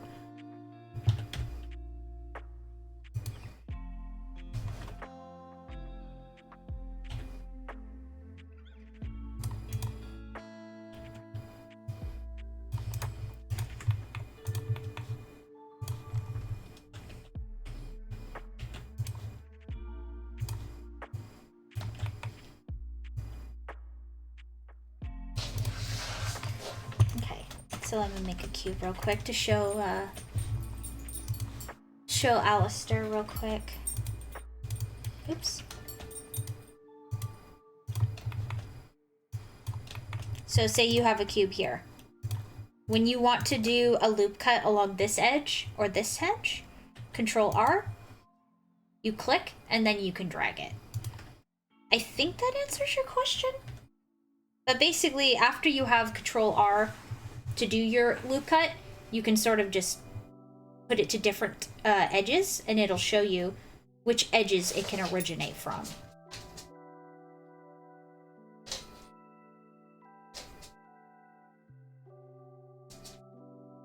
Oh, I'm glad I could help. No problem.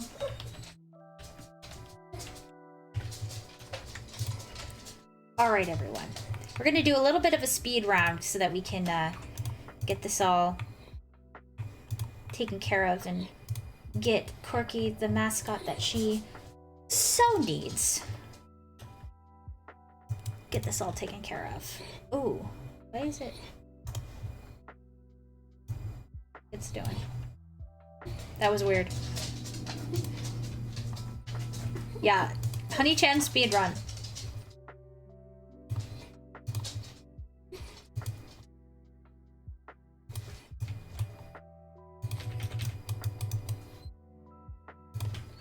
Onyx, what is wrong, my boy? Why are you being this way? What?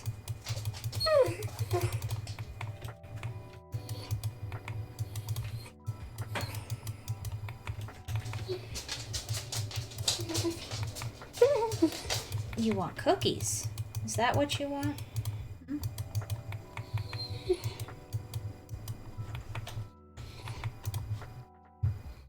Yes, he wants attention. He definitely wants attention. Go on, boy. Go lay down. All right. Oh, Katie. Thank you. Thank you for the cookie redeem. Speak. Good boy. That was a good one. Hey, Red Wolf. It's going well. We've been doing... Oh, Lana, there's your cookie. Oh, Onyx got it. Okay. Here's one for Lana. We've been working on this model for Katybug of Honey-chan, and it's going very well. I'm gonna go ahead and smooth this out. There we go. Now he's looking nice and smooth, and I can sculpt a little bit more.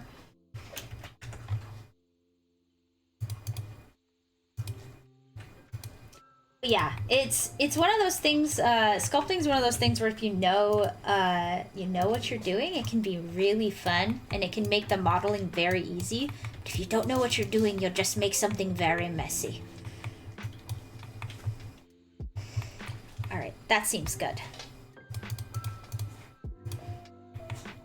All right, we're gonna... Well, this melon doesn't look too big, so... Oh, I don't know, Oddly. That's a hard thing to decide. So, he is a round body, but I think I'm going to start with a cube here because I want him to be able to sit.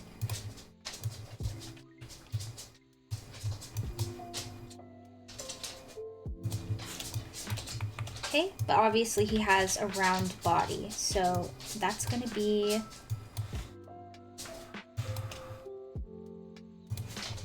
the bottom there. And then we're gonna use some of those loop cuts. And I'm gonna scale this all on X because I don't want him to get any thinner. I want him to be relatively thick because he's a little bear. Actually, I want him to be a little bit thicker than this.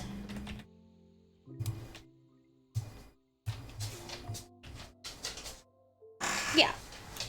Oh, Red Wolf, thank you for the hydrate.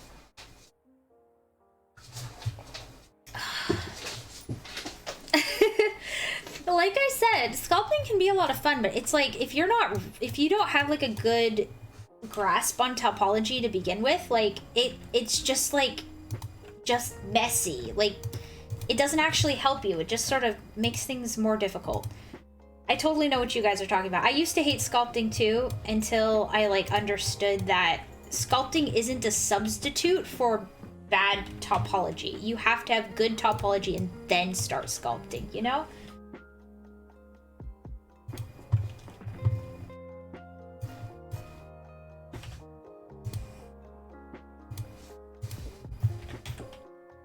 And just for those of you that were following along or were enjoying the class aspect of this, I am still using X on all of these poles so that as I'm going, I'm not making his body change shape. Just the width. Okay, seems like a good oh, see, I didn't hold X for one of them, and that's why it looks like that. So I'm gonna have to correct it by doing it with Y to make him actually rounded out like he should, because he is round.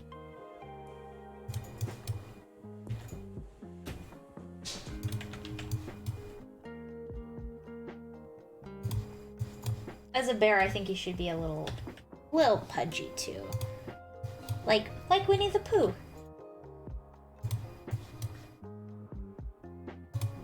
Then get skinnier around his neck. And now he has a nice flat bottom so that he looks normal sitting. Sort of smush that in.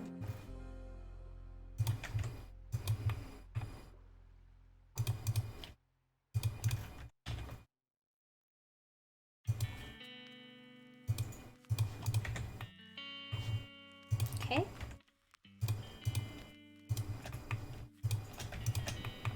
Actually, when I add subdivision to the subdivision surface, yeah, it's gonna make him.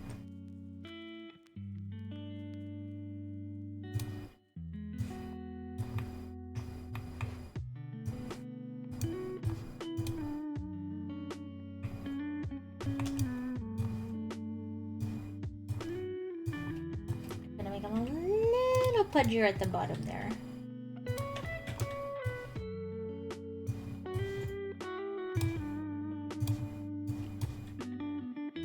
Alright. Then we'll apply this. So there's our topology there. Ooh, nice and shiny. Nice and smooth. Okay. So now, if we take a look, he's got little legs that sit out. So we're gonna do cylinders for that.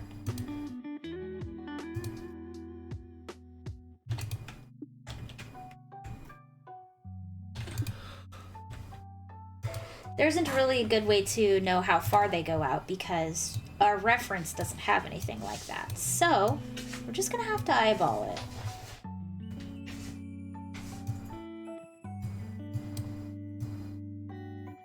But most toys, you know, they kind of like taper out at the bottom.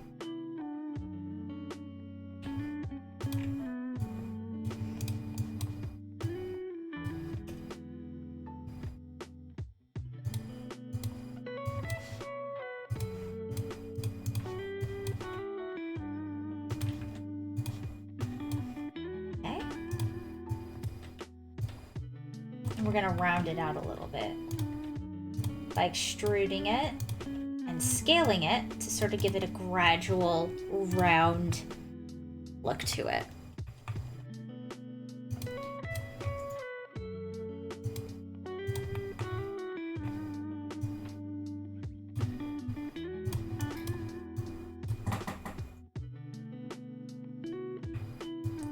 I think he actually just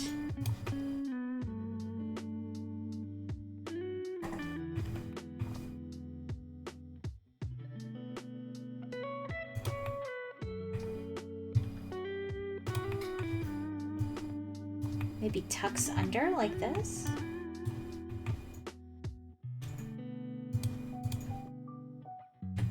This is why it's good to have like a reference before you start modeling, because then if you don't, you kind of have to improvise, which is fine in our case here because I have plenty of experience in improvising.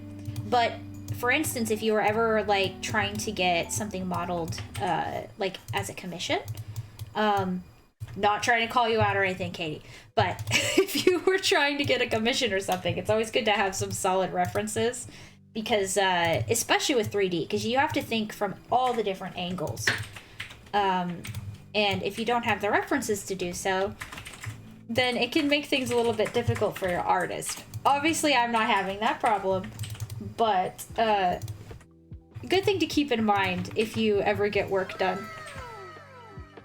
Hi, Layla. Hello, hello. Hi, Raiders. Welcome to the Game Grotto. Always good to see you, Layla.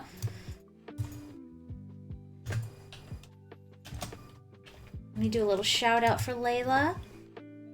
Hope you're having a good stream.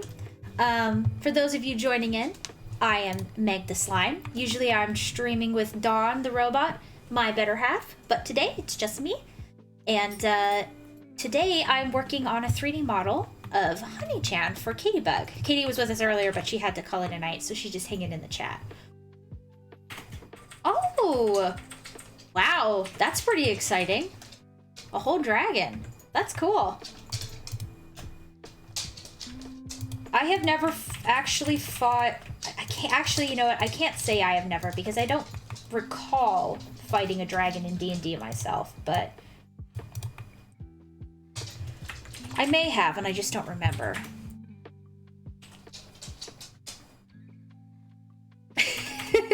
Honestly, Katie, with such a simple design like this, I wouldn't worry about it.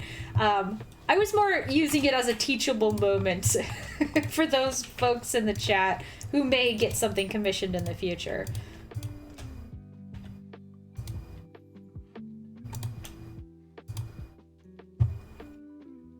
Something that's always interests me about getting arts commissioned, people who require you to supply a reference for characters you want drawn. Like the reason I'm looking for most of the times because I don't have any art of my character yet.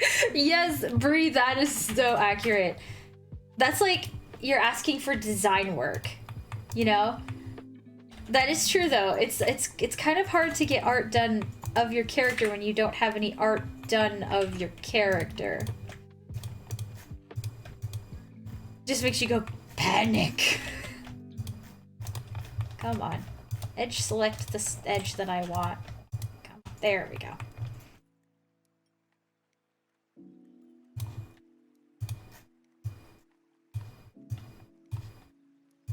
Just wanted to turn a little bit more gradually. Oh, Wormling's still a dragon. It's still a dragon, Layla. That still counts. Alright. So we got Honey-chan's little paw here. We're gonna shift, duplicate. There we go. Now he's on the other side. All right, and we're actually going to add that subdivision modifier on both of these. Just there's no reason why he can't be high poly, because he's not really going to animate down there. He's only going to animate probably his top, because I don't know, Katie, is he ever gonna stand? Like, is he always sitting, or will his legs actually swing down, and will he stand like this?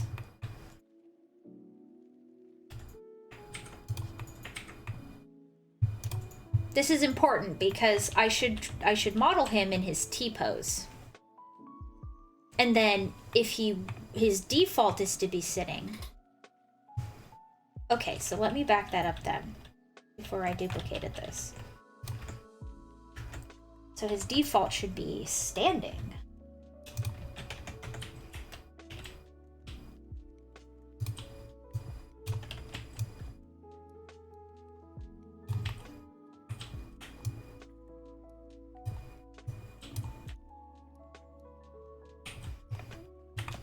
And with that in mind, I think I'd want to make these a little bit more flat.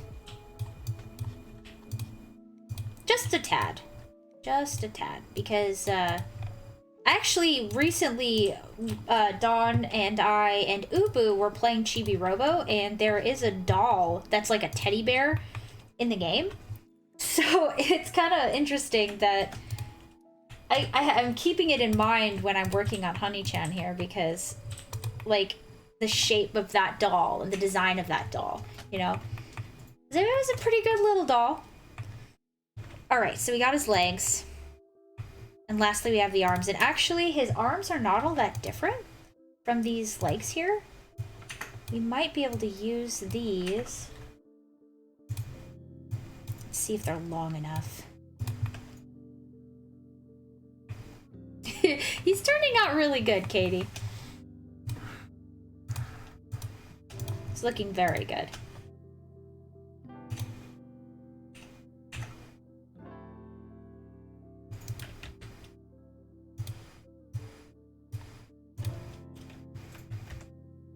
Welcome back, Oddly. Ah, did you get the donut tutorial? I will admit, this started as a lesson, but as the time went by, it turned more into me just finishing Honey-chan. So, I am sorry if you guys were coming in for the whole lesson, and it kind of devolved as Katie needed to leave, but did you find the donut tutorial there, Only? Oh, thanks for coming in, Layla. It's always a pleasure. Okay, Alistair. All right. Well, if I do something and you're like, wait, what did you do there? Please just tell me, wait, back it up. What did you do there? And I will be more than happy to backtrack.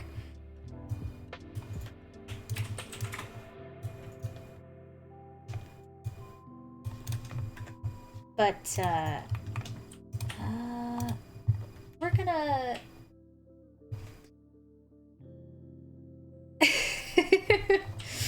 There's definitely a lot you can learn from tutorials, but there just becomes a point where they just do not help anymore.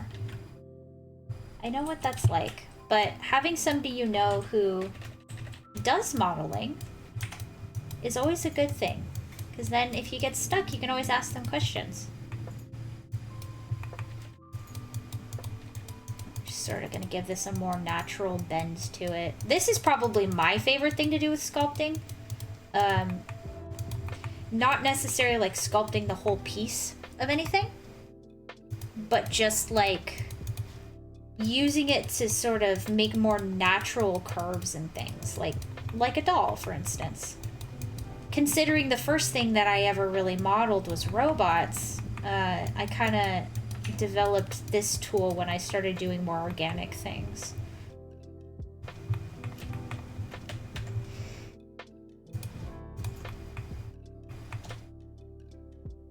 Oh, that's really cool, Oddly. You know, there might be some other friends in the chat who might want to check that out. If you feel like sharing it in the Discord, that'd be really cool.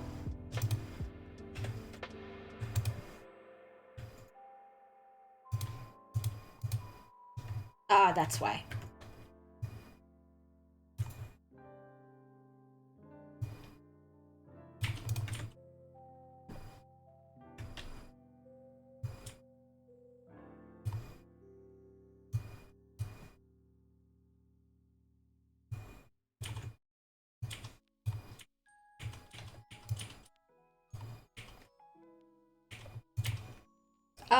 If it's in, go ahead and put it in development either development or just like the general YouTube one, the one that's for like clips and stuff.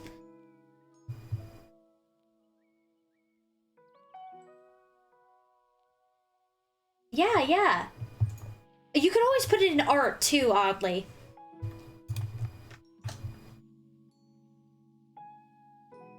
I think we need one more cut there.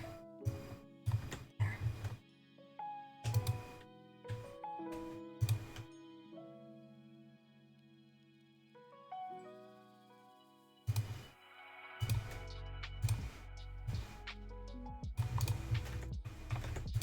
You know, it's funny, Katie, I actually am doing a commission for Chibi Faith where I'm doing Denzi. And if you're familiar with Denzi, he is a little polar bear. So I might be getting two birds with one stone here. Because I could probably use this for Denzi too. Alright, so we've got Honey-chan. Looking cute, looking great. I'm actually gonna redo. These eyes aren't identical. It's bugging me. So I want to put these at 0. Okay, and then I'm going to put them over there.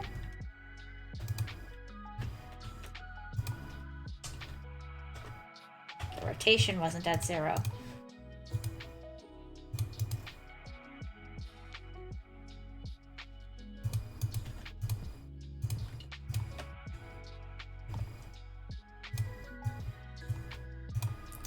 So the thing I was talking about earlier where you you scale on -1 to duplicate.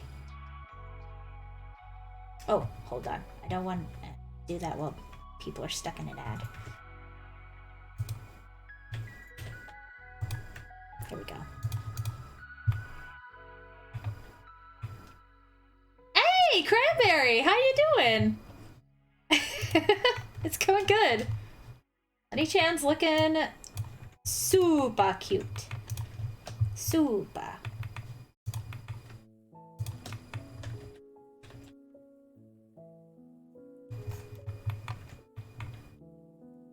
He's just a little guy.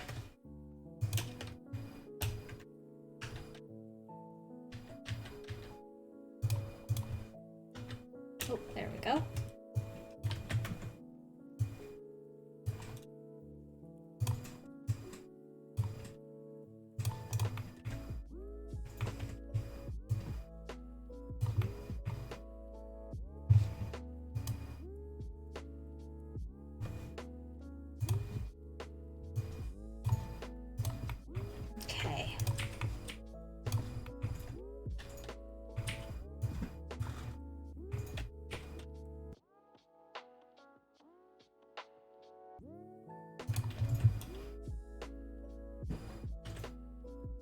There we go. Needed to rotate his button eye out a little bit.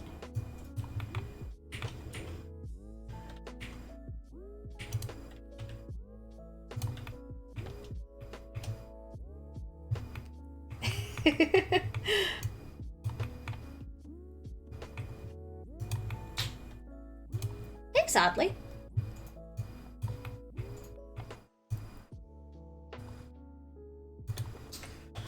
Hi, welcome back, Cranberry. This was our old sphere with the nose that I didn't like. It wasn't even? Yeah, okay.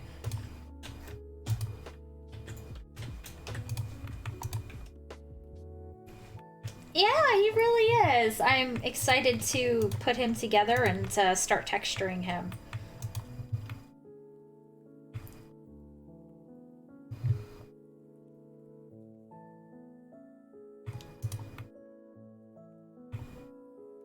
Katie, do you think that you will...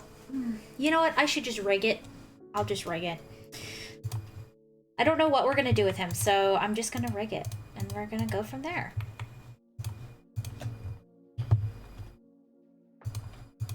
Alright, so we've joined all the pieces together, so he's one whole piece. Except for the nose there. Let's just... Yep. I'm gonna keep the eyeballs separate for now, because we're gonna make it so he can blink. I want Oh, hold on.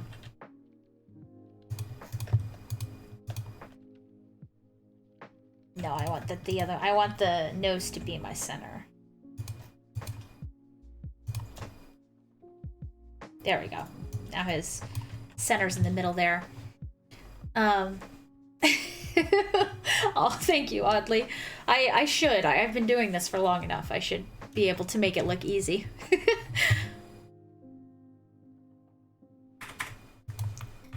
But I think getting into textures, you guys will have some fun with that. So we're gonna go ahead and add that modifier that just makes everything look just beautiful. Actually, I'm gonna do that before I merge the head, because we did it once to the head already, and adding it again kind of is too much.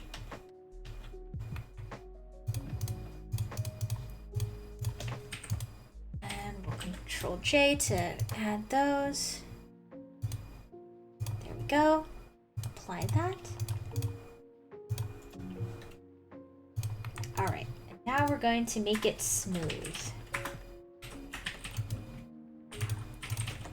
When you're doing video games, a lot of the time, you won't want to add all that high poly stuff. Or you want to do the high poly for your high poly version and then keep that low poly one where it was a lot more blocky for if you're doing, like, you know, in-game stuff. But since Honey-chan here is just there to look cute, we don't have to worry about all that. It can be as high poly as it wants.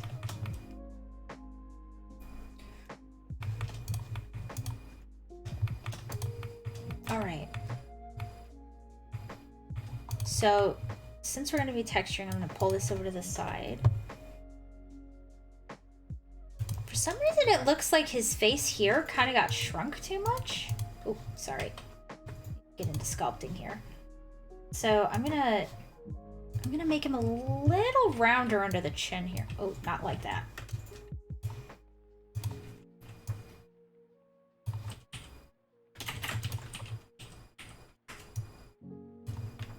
His cheeks are like too full. Oh, I gotta smooth that out. Hello. There we go. But like he needs some dimples. Not quite that much, but you guys see that? Oh, Honey-chan, he's so full. Honey-chan, he's so round. Oh, it's actually really cute, but I think too much.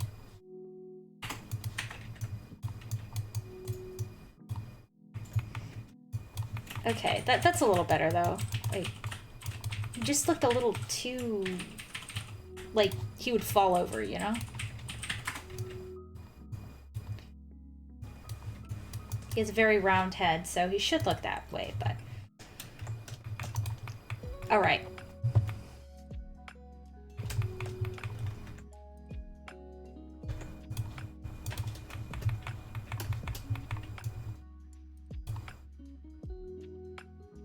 I'm just gonna flatten these guys out a little bit so they don't have that weird geometry that was there.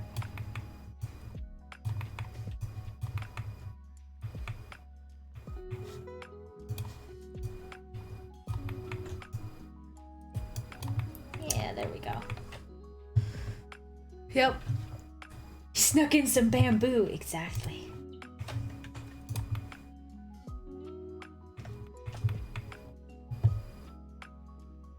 Well, a panda is a bear. I was calling him Winnie the Pooh earlier. Okay, so we're gonna do a little bit of Honey-chan.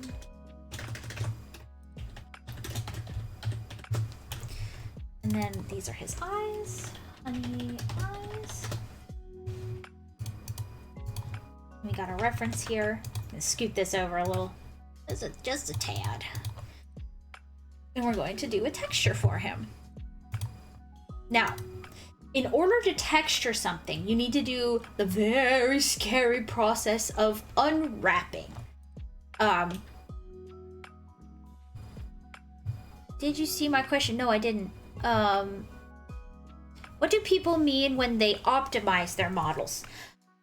Okay, that's a very good question, oddly. Basically, when you're optimizing your models, you want them to have less vertice count. when a model is optimized, it has less vertices, but it looks just as good. Another thing that optimizes a model is like the size of the textures, the amount of layers of materials that it has, the amount of pieces of mesh that make up the model. Like for instance, you can see that Honey-chan here is all just one piece. Earlier, each individual piece was separate. When you're doing stuff like for video games, for instance, you want as few models as possible that make up. Yeah, that's basically another way that people use optimizing their models as a phrase is if, like, when you get into rigging, you want to use, like, you want to use the topology and the way you design it, like for an elbow, for instance. You want to make sure that there's enough room for the vertices to move on certain parts of the elbow so that it looks right when it bends. But that's more like optimized topology than optimized modeling. But it could be used, like, in the same context. Oh, in the sculpting? That's just so that you can tell what piece you're grabbing onto for the sculpt. But we're gonna do some unwrapping, which UV editing. The quick way to explain unwrapping is that you're taking all of the 3D object and you're laying it out flat, kind of like a sewing pattern. And there are several ways you can do it, and I'm gonna, because Honey-chan's a doll, it actually would be a good idea to do this like if we were doing a sewing pattern, because you can make a doll. The first thing that you can do, yeah, and stretch the maps, exactly. You got the right idea, Banana. Basically what we're gonna start with is marking seams, and it's basically like the way that we want it to unwrap. So I'm gonna make it unwrap all across the edge there. Oh, not. And then I'm gonna go Control E, and we want to mark seam. So we're basically telling the program how we want everything to get marked out. Use my orthographic view here so that I can grab the same ones. Okay. Control E, mark seam.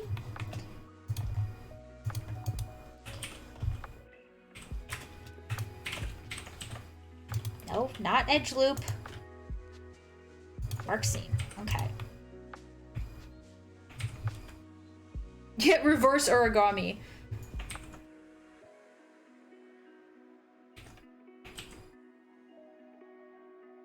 Oddly, if you don't unwrap it, you can't texture it, because I made this all one model, right? If each individual piece was its own color, then I could just do it that way. But since that's not what I want, because I'm optimizing it, I want it to have less materials to make it up. I'm going to unwrap it so that it all can be one material. But the program needs to know what needs to be black and where it needs to be black, or white for that matter. So I need to unwrap it so it knows where the things need to go. The method that I use is not the... Like, a lot of companies don't actually unwrap things anymore. They just add a bunch of materials. I think that's also why some things end up being not as optimized. I'm glad, Oddly. I'm glad. Oh, yeah. Cranberry, you're absolutely right. There's definitely plugins in Blender that you can do this stuff automatically. I learned how to do it manually, and so I just always do it manually. But it's definitely, there's definitely stuff, like there's an auto unwrap tool that makes it a lot easier, because you can just like pop that sucker on and let it go.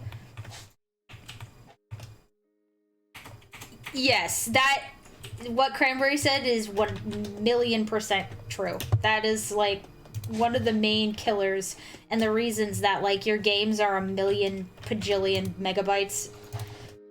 is because they add way too many materials, and they don't use the tried and true methods of the past. They're just like, but we can just do this, and it's like, you can, but and then it's a bajillion megabytes of data.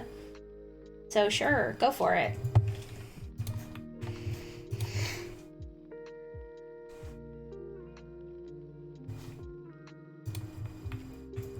Well, and the other thing too, Cranberry, is I didn't learn this pattern. I didn't learn this method in school. This is something that I learned through personal study and understanding video games.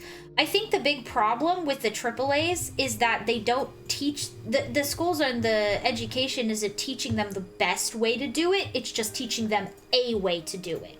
You know what I mean? Like, I think that's part of the problem. Because there's a lot of cooks in the kitchen when it comes to those AAA companies, and it's really one of those problems where it's like they can't all not know how to do it, you know?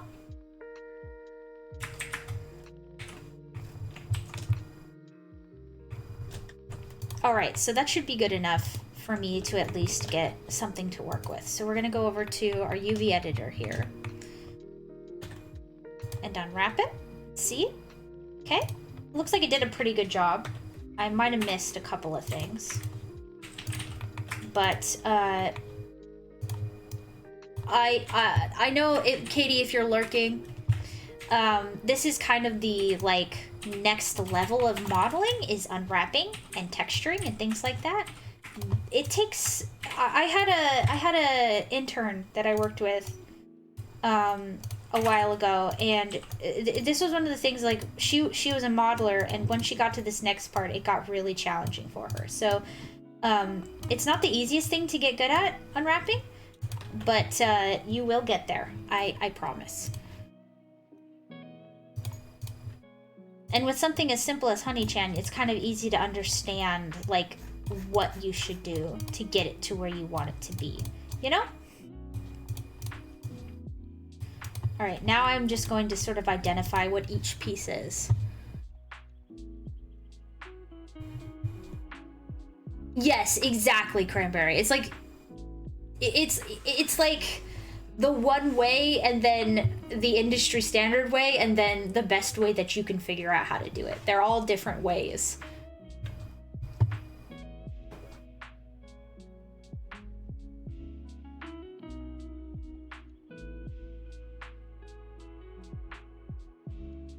Sketching plugins for like stretch heat maps for you. I don't know what a stretched heat map is. Like, I understand what it is, but I don't know how to do it. So you could do it in Blender, and I just don't know how, but I'm going to show you guys how I do it, and it might give you some insight. Okay, so these are his legs. Oh no, that's the body. So this is the front. Okay.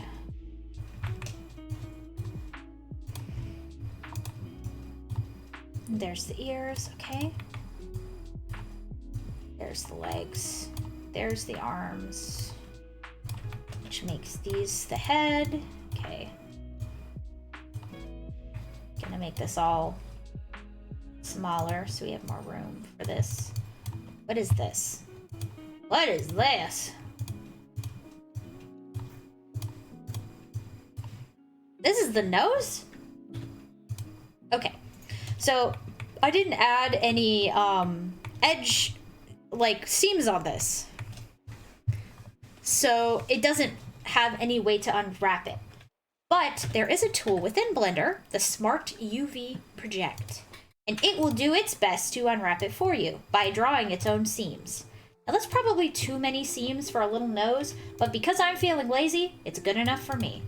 The thing that's really important when you're doing textures is that there's nothing overlapping that you don't want to be. So, for instance, if these are all black, I could stack them all like this.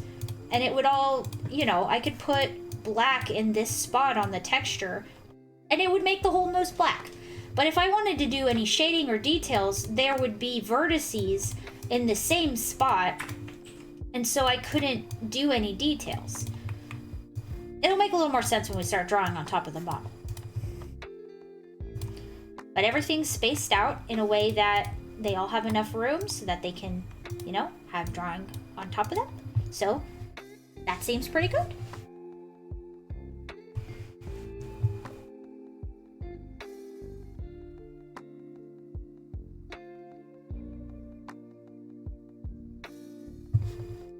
There might be a couple of people that are interested to see that, Banana. So please feel free.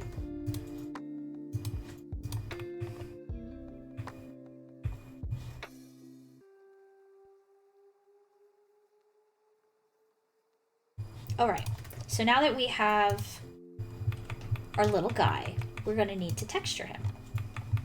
To texture him, he has to have a base material on him. So we're gonna start by adding a material. And we're just gonna call this Honey Chan Body. Okay, and we're going to add an image texture to it. And we need a new image texture. And we'll call it Honey Chan Body Texture. Okay. Now Honey Chan Body Texture is on there. We can go over to Texture Paint here.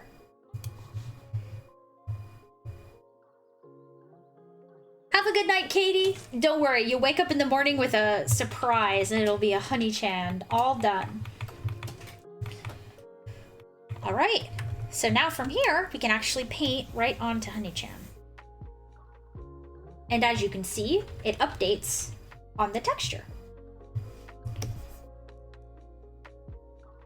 You also can color right onto the texture, and it'll update on Honey-chan. So if this is what you meant by sketching, I think that answers your question, Cranberry. Well, please feel free to share that if you would like, Atomic Banana. I'm not sure I've seen it before. I might have. I've done a lot of research on this kind of thing in the past, so... 3D coat. Huh. It could be something that I'm just, like... I know what it is, but I'm just not familiar with the name is, too. That could be it. And I want this to mirror on both sides.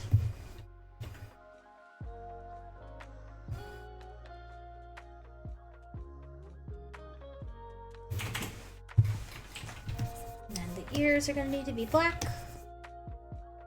Arms. Yes! Yes, you can. Oddly, that's, Absolutely, Alistair the Dragon. You can totally. We have like a whole bunch of people who do like, you know, their own art, their own kind of like dabbling in game stuff. I often buy my cheese pre-shredded, otherwise it would be a grating experience. Hi, Rooster.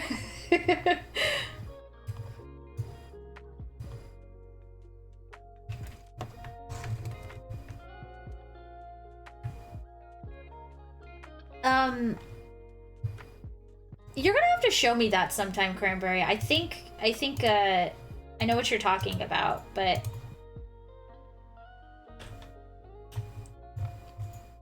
Okay, now I can actually see where the meshes are. That's what I wanted.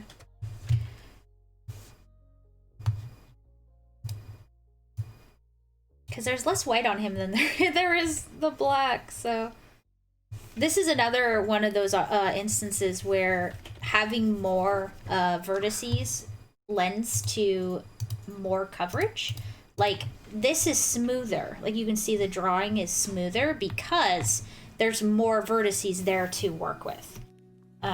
When you have less vertices, it kind of gets stretched and distorted, which is why higher poly models usually have more detailed textures. Putting aside the concept of like normal maps and things like that, because that's a whole nother thing, because this is just the color texture, or what they would call it's some things call them like the albedo texture. There's another name for them, but I can't think of what it is right now. Okay, and then the head was, there we go.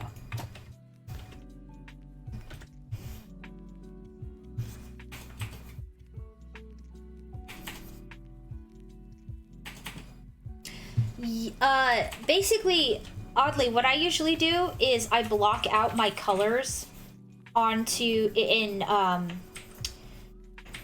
Blender, and then I open it in Photoshop and do like the finer details and things like that. That's what I usually do.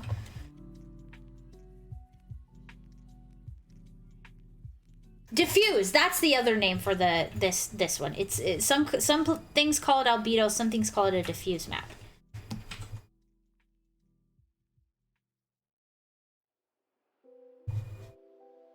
If you guys didn't know, just like, I'm gonna shout out Cranberry real quick, because Cranberry is a very talented 3D model artist. She also does it as a job. So if you guys really are interested in 3D stuff, go follow Cranberry.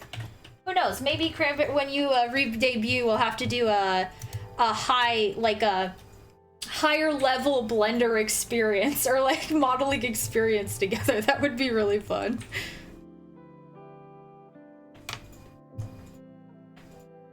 There's so many plugins for Blender. It's nuts. I don't dabble in plugins because I feel like I just want to like know how to do it. And if I start using plugins I won't know, I'll just be letting the plugin do it. But that's also kind of a really dumb reason, and I probably could do things faster if I had some of the plugins. Oh, thank you, Red Wolf, for the hydrate.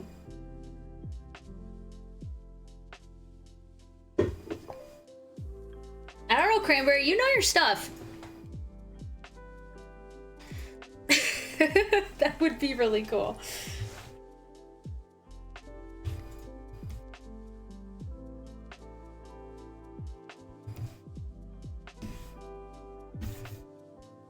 All right.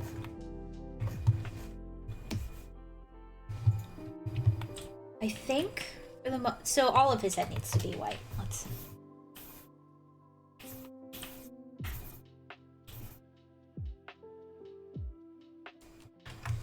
I know, right? Everybody's doing all the things. All right, so from here, I've kind of blocked out my colors, right?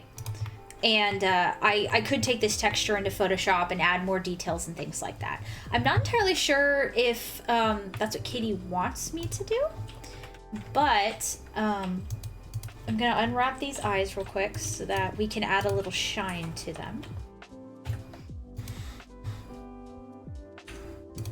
Yeah, we'll just do a smart unwrap. That'll be enough that I can color onto them.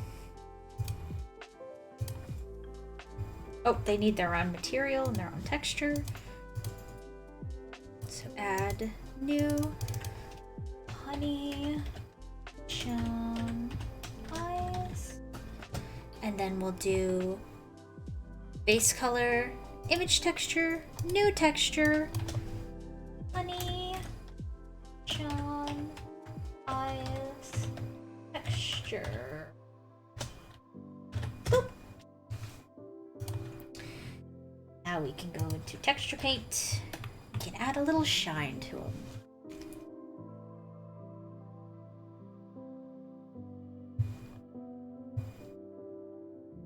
Sure, I can totally do that, oddly. In fact, I'll show you. We'll segue. So I've got the model selected that has the texture on it that we created. I'm gonna go to the texture or UV editing right here. Right? Actually, I'm on texture paint. You go to image, save as, then literally exports it as a PNG. The only thing it does not have when you export it is those lines, so you know where the actual UV is, right? This is just exporting the texture. So you may have seen those models that have like the checkerboard pattern and like the 1s and 2s on them. That's basically a map so that they know where to color what. Me personally, I literally just get snipping tool out. Just use this sucker to grab this whole thing, and I export it and save it as that. That's all I do. It's not difficult. That way I have the lines that are there and I know where the stuff should be. But basically you can just go image, save as, and then you export it. If you want to have the lines out, you just sort of like, you just grab the snipping tool and just crop it, right? And then just, boop, you got a JPEG, throw it into Photoshop. Or another method I've seen some people do is they just add the numbers to it. So like 1, 2, 3, 4, 5, 6, 7, 8, 9, 10, 11, 12, etc. Right? Or you can just like add stars and shapes and different things to distinguish what is what. It's kind of just up to you.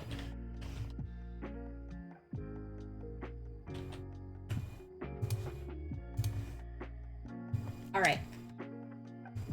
Can you export the UV eyes themselves, or can you not do that? I don't know how to. Cranberry, I don't know if there is a way. I just used the snipping tool and grabbed the texture like that and use it in Photoshop as a layer. That's my method, but you might be able to export the actual UVs. I'm not sure. Photoshop used to have it where you could actually just, you could actually take a 3D model into Photoshop and it would be there and you could paint on top of it like in Blender here. But, they got rid of it, and so you can't anymore, which really sucks, because I really liked using that. Hi, Onyx. Go lay down, buddy. As a way of communicating to the artist who is painting your UV texture, Blender has a tool called UV Layout. Export UV Layout. Oh, a kitty slime. I can do that.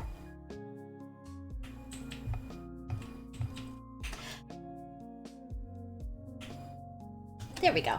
Cookie. The cookie redeem. He was asking for it. Oh, okay. And it just makes it an SU. Oh, okay. So there is a way. Don't worry, Oddly. I'm just taking a drink. You're not missing nothing. Pup, good pup. He is the goodest pup. Okay.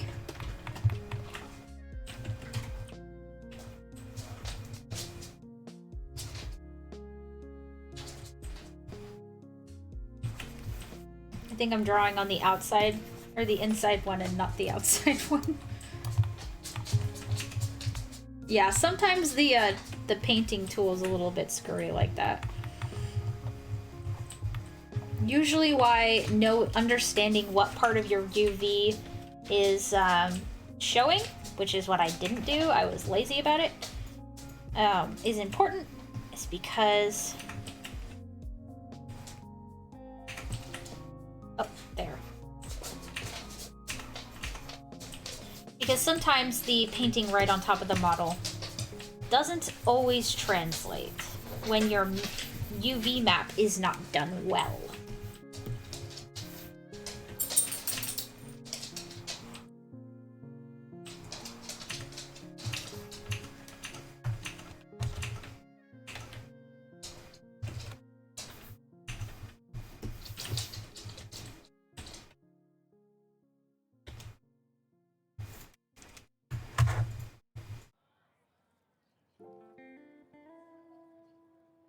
Why, yes, they are just slime molded into some cat ears. That is why. Yeah, brush projection, be wonky sometimes. Alright, well, I'm happy enough with that texture. I might play with those eyes a little bit later, but I think the very last thing for little Honey-chan is that he can do a little bit of emoting. Now I'm gonna do a little bit of a simple blink here, because I don't wanna go out too crazy. So we're going to add a shape key that is just the nothing. Then we're gonna add a shape key that is the blink. That way, if Katie ever decides to animate this character, or like use the like VC faced and have her avatar move in the background, he can blink.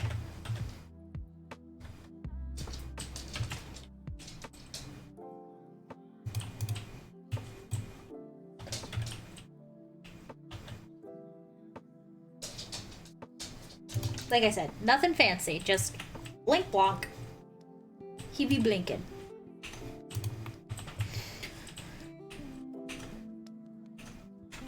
Your ad break was 2 minutes. It shouldn't have been that way. I'm sorry about that, Brie. I thought that we adjusted them. Sorry about all of you in Adscape, Adtopia. I don't know. I tried to think of a funny name and I couldn't think of something. I think I am going to redo that UV map though, because I don't like the fact that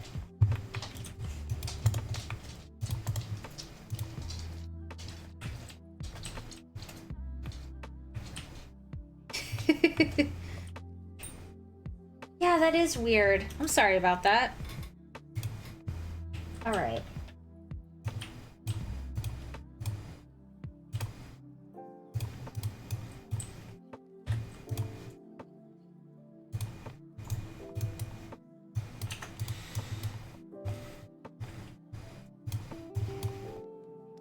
All right, so I changed these, so I'm gonna have to redo the color, but that's okay.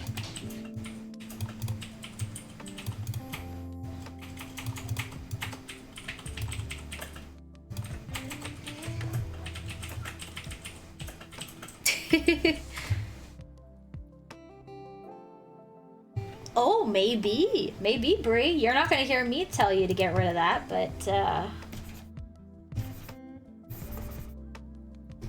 I cannot say.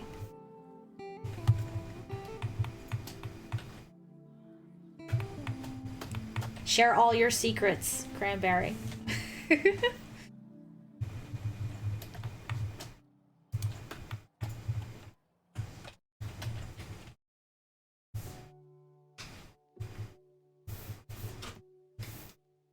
I wonder if the normals are flipped on this, and that's why.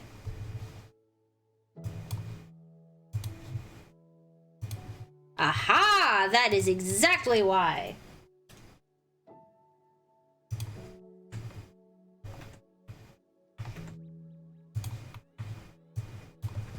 That's why it wasn't painting the topology right. I know, our normal's a pain.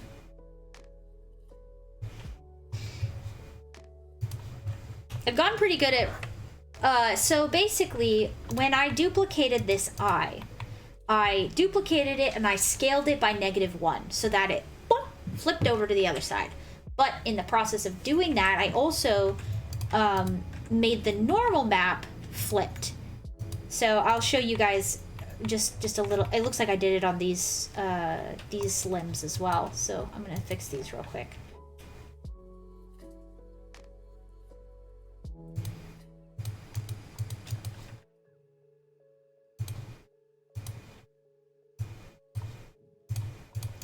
So a normal map, those little fuzzy things there, are basically the little, they're little lines that are showing how the light will reflect off of a, oh, not unwrap, off of a model, off of a mesh, really.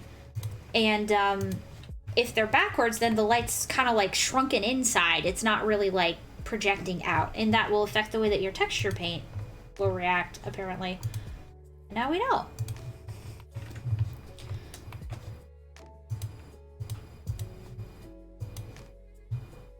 So if you ever get something into a program and like the light or the like it's see-through or you're only seeing it backwards, it might be the normals.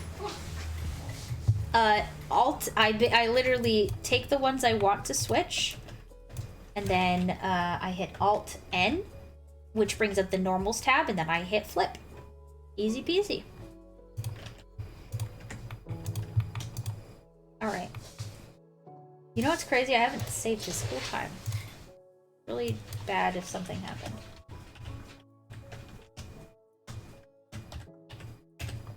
Especially because we're just about done here.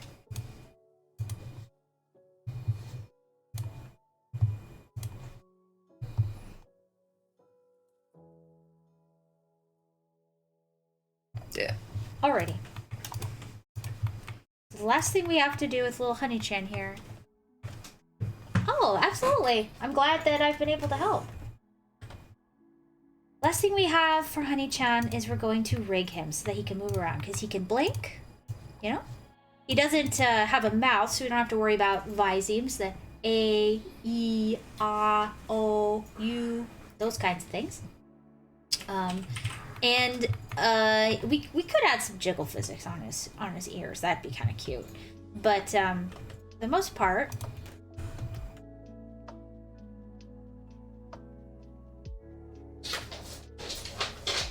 aw, that's a bummer, Red Wolf. Well, if you ever draw them again, please share them on the Discord, because I'll add them to our little ending soon screen. We have a little fan art gallery that we show. I love seeing everybody's little doodles and drawings of the slime and the robot, mug or no mug.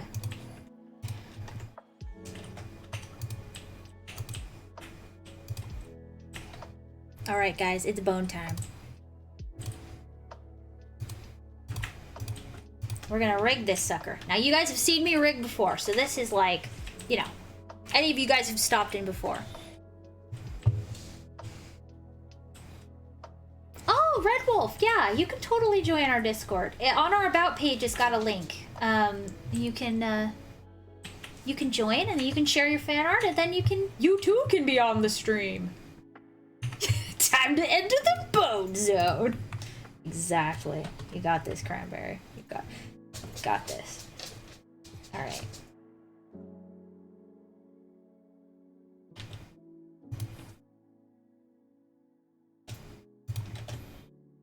Now I want these to be connected here.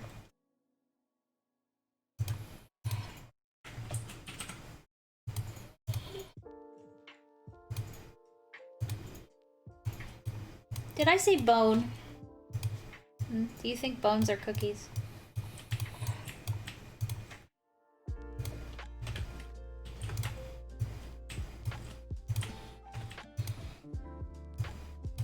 Okay.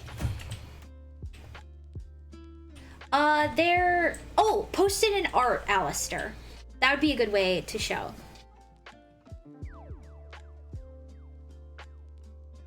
I think it'll still work, even if you copied it, Banana. Thank you for sharing. Okay, because he's just a little guy, I don't think he should have more than like one bone in his arm.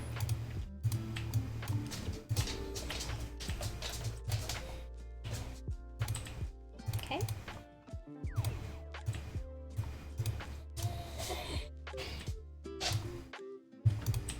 Kind of have like a floppy thing. Oh, there's an art channel, Alistair. I think the exact name is 2D art or 3D arts specifically, and share your creations. Oh, hi, Diggy. Oh, thank you for the stretch.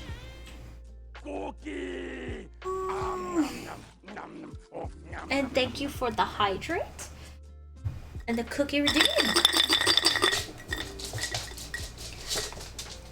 And then one for you as well, Lana. There you go. Let me take a little sip here. Thank you for the little care package, Diggy. Always nice when you pop it.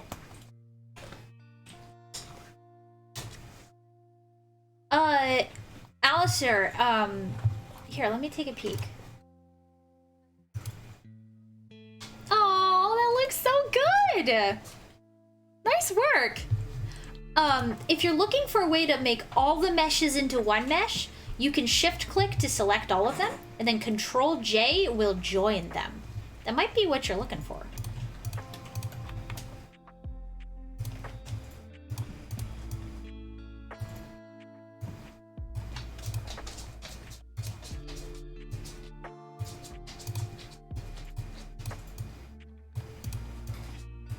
Alright. His bones are done. Now we gotta name them. So this is Honey-chan Head.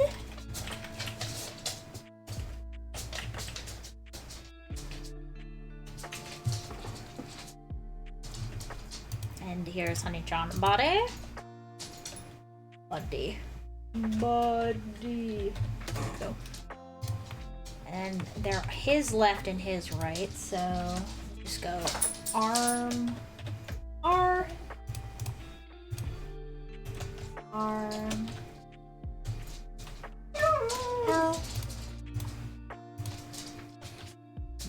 ear, L, and ear, R. And, of course, his head and his legs. That's the ones I forgot.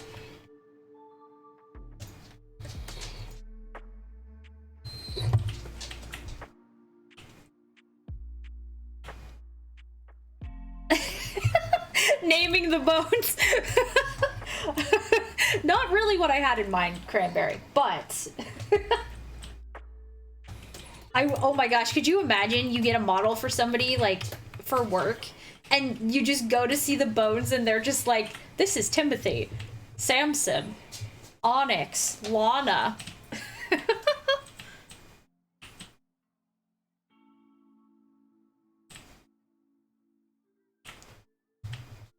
Oh goodness.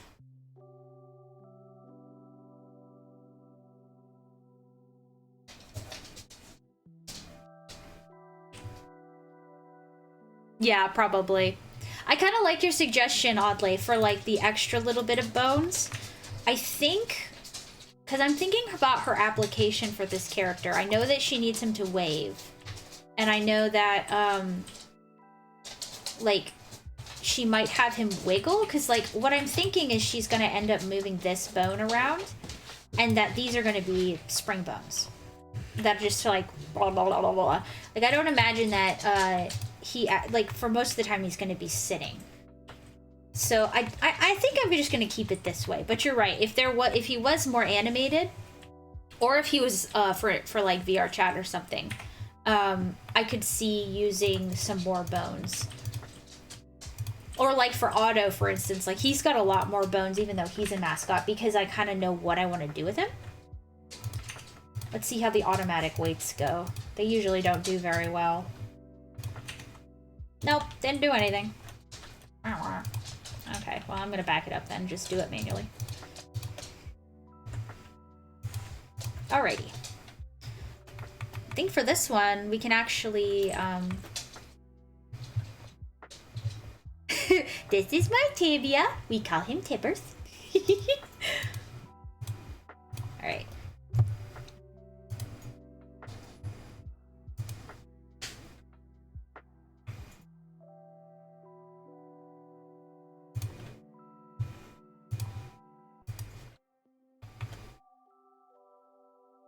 Alright, Honey-chan body.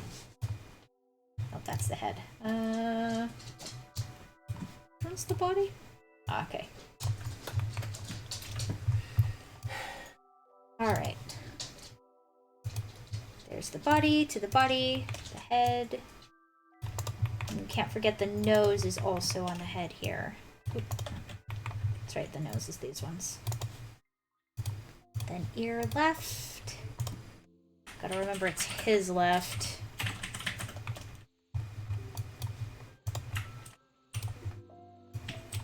Okay.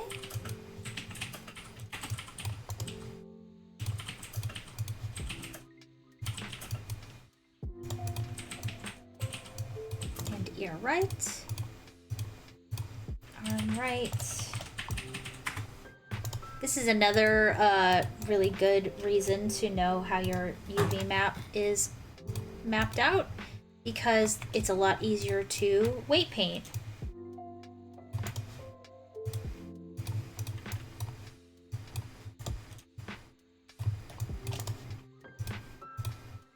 All right. That should be good. Let's go ahead and see if we can pose him. This is some little poses. This is our root bone. That should move everything. Yep. Oh, I forgot the eyes. They need to be on there. I like to keep eyes separate from the rest of the rig because it helps when you're doing like exports and stuff, like where there's a lot of details or a lot of attributes on a face, like in Unity, for instance. So I usually keep faces or heads, like my head for my VTuber, for instance. This model's separate so that I can put the attributes on it that it needs for talking and things like that without having to go into the hierarchy of all the different, like, parts of the model. Yeah, weight painting and texturing and stuff, it is definitely the next level from modeling. But we got to model a lot, which was very cool.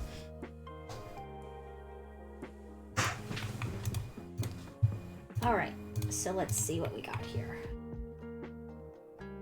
Looks like something wasn't... like something's not weight painted here, so...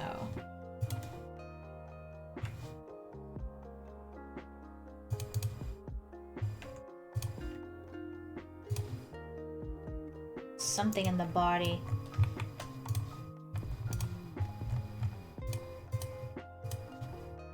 Okay. Body. All the body pieces. Maybe it's something in the head. Ah, there they are. There they are. A sign. There, that did it. Looks like there might be an earpiece that's attached to the body too. Or an earpiece that's not attached at all. Aha, there he is. There's the little rascal. Remove those.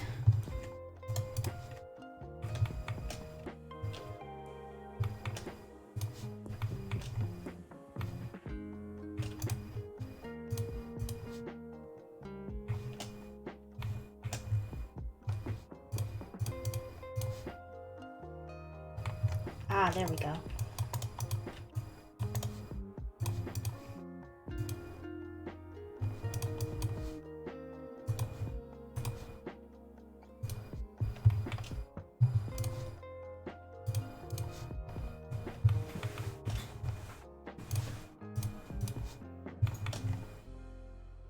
Okay, and yep, there we go. He should be all good now. Go back to pose mode here and reset him.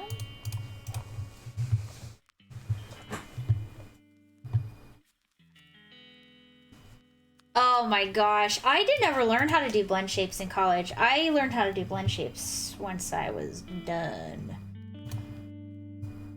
Which is kind of a bummer, but...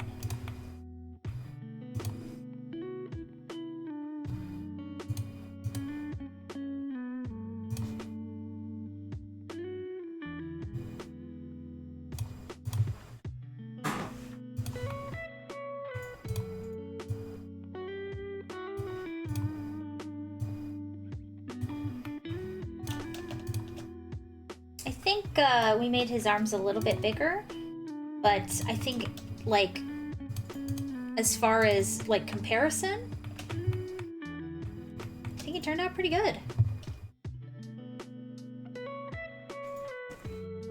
It's weird they wouldn't... Oh, well, I guess I could see that if it was just for film animation.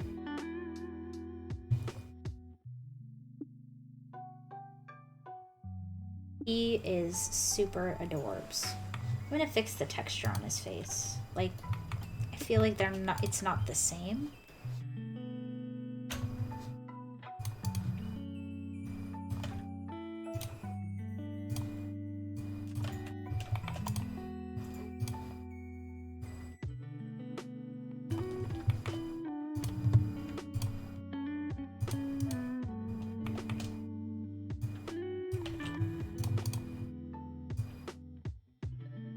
Okay.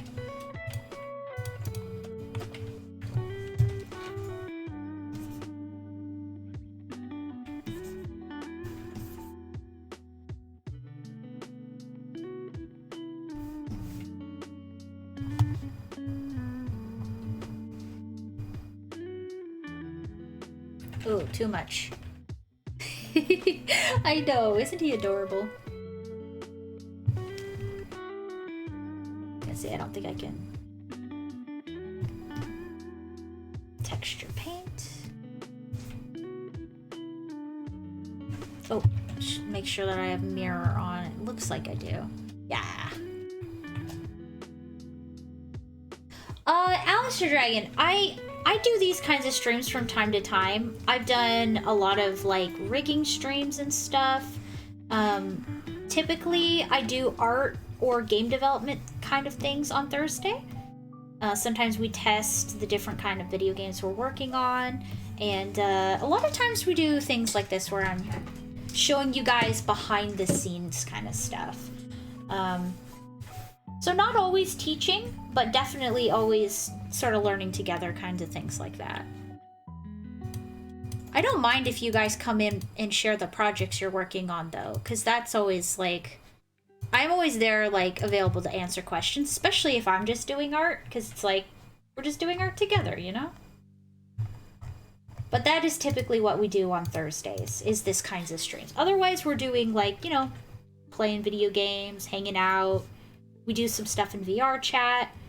And like I said, usually I'm streaming with Don, my husband. But he does programming on these nights, so it's not really much to watch.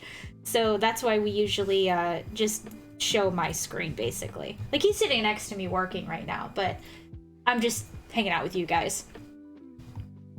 You are, I'm not. Forget that. Well, I'm wrapping up too, so. Alright, well, I think as far as like a side-by-side, this turned out absolutely wonderful. Oh, Bree says hi, Dawn. Oh, Aw.